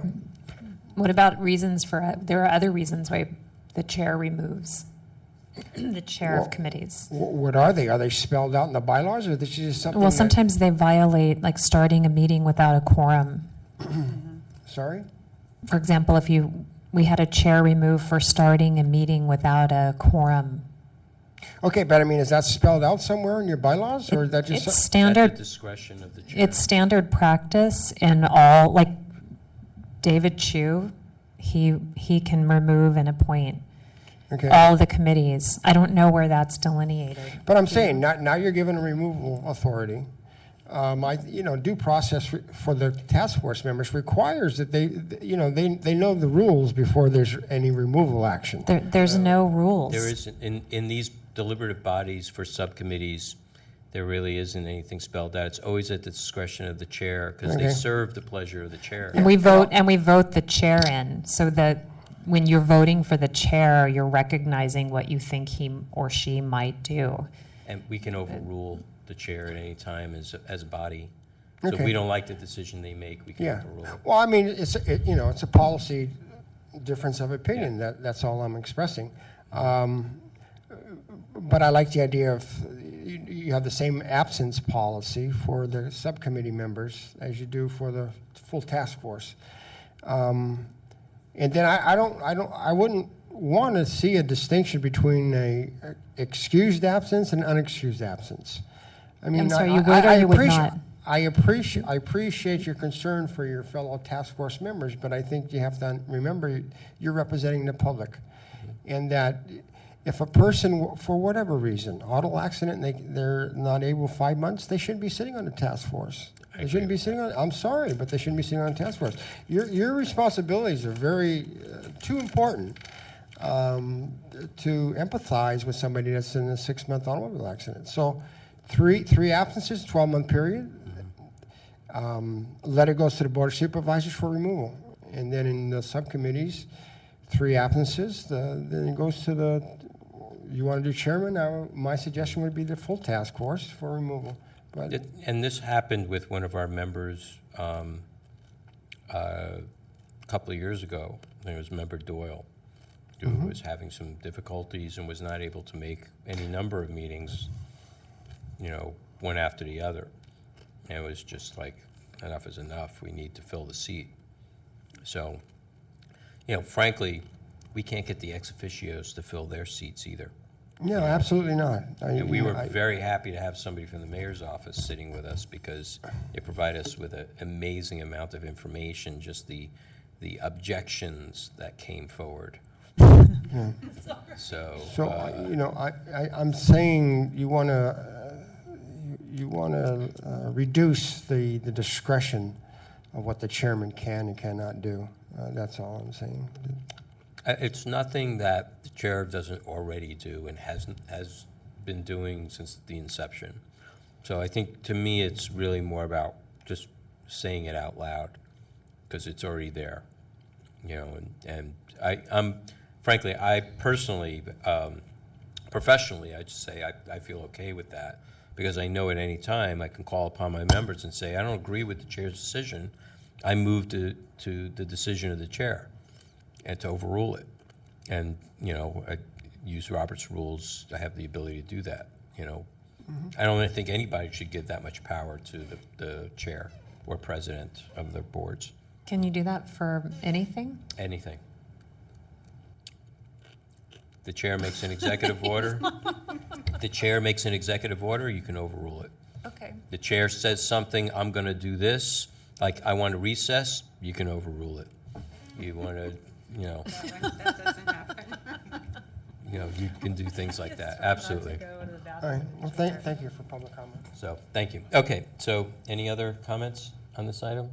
No. Okay, so the motion is to approve the, as amended, the amendments to understanding committees in the first paragraph, to strike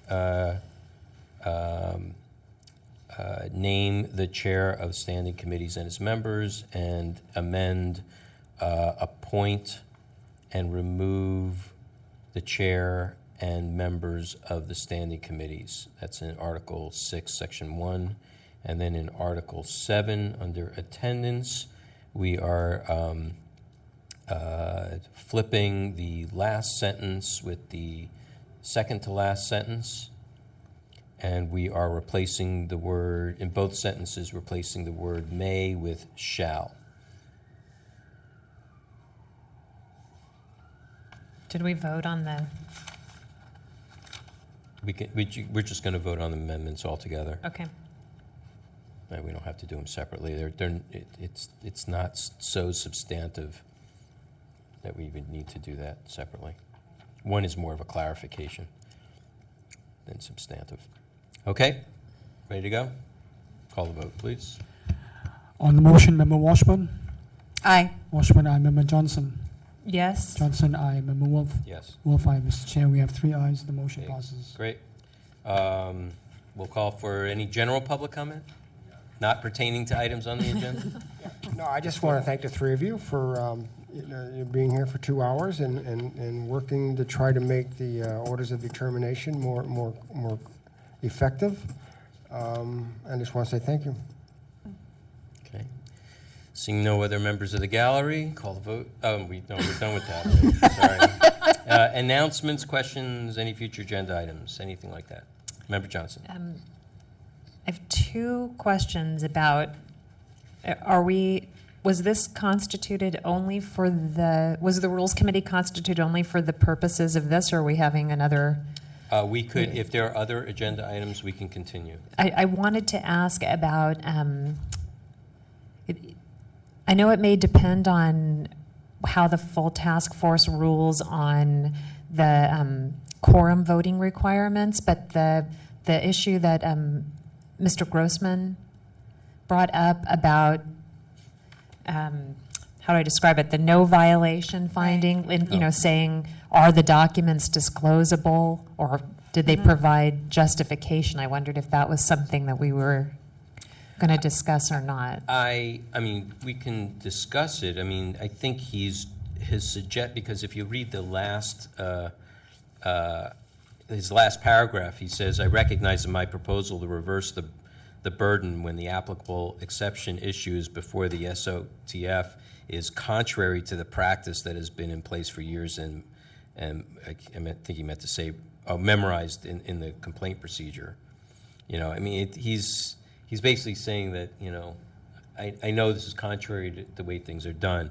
I think what he's saying is that there isn't anything, I don't know that there's anything that we can write in our bylaws about that, except what he's saying is that as a body, we should all kind of, if there are only 6 members present, and we are acting upon how that you need 6 votes, if only 6 are present, then if it seems like that there's one person that is objecting, that everybody should just, the motion should be for no violation. So you could And that put would forth fail. your motion and that language as Right. opposed, okay. Yeah, it's a tool of parliamentary procedure to be contrarian and flip, instead of trying to affirm that there's a violation, you affirm that there is no violation. Okay. Okay. So And- then like that.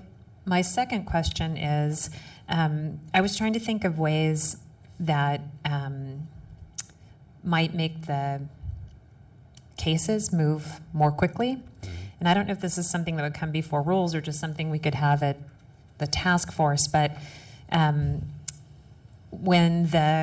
or maybe even just a suggestion you could make to the chair, but when the complainant comes forward, instead of just saying, you have 5 minutes, saying, you know, are you the complainant?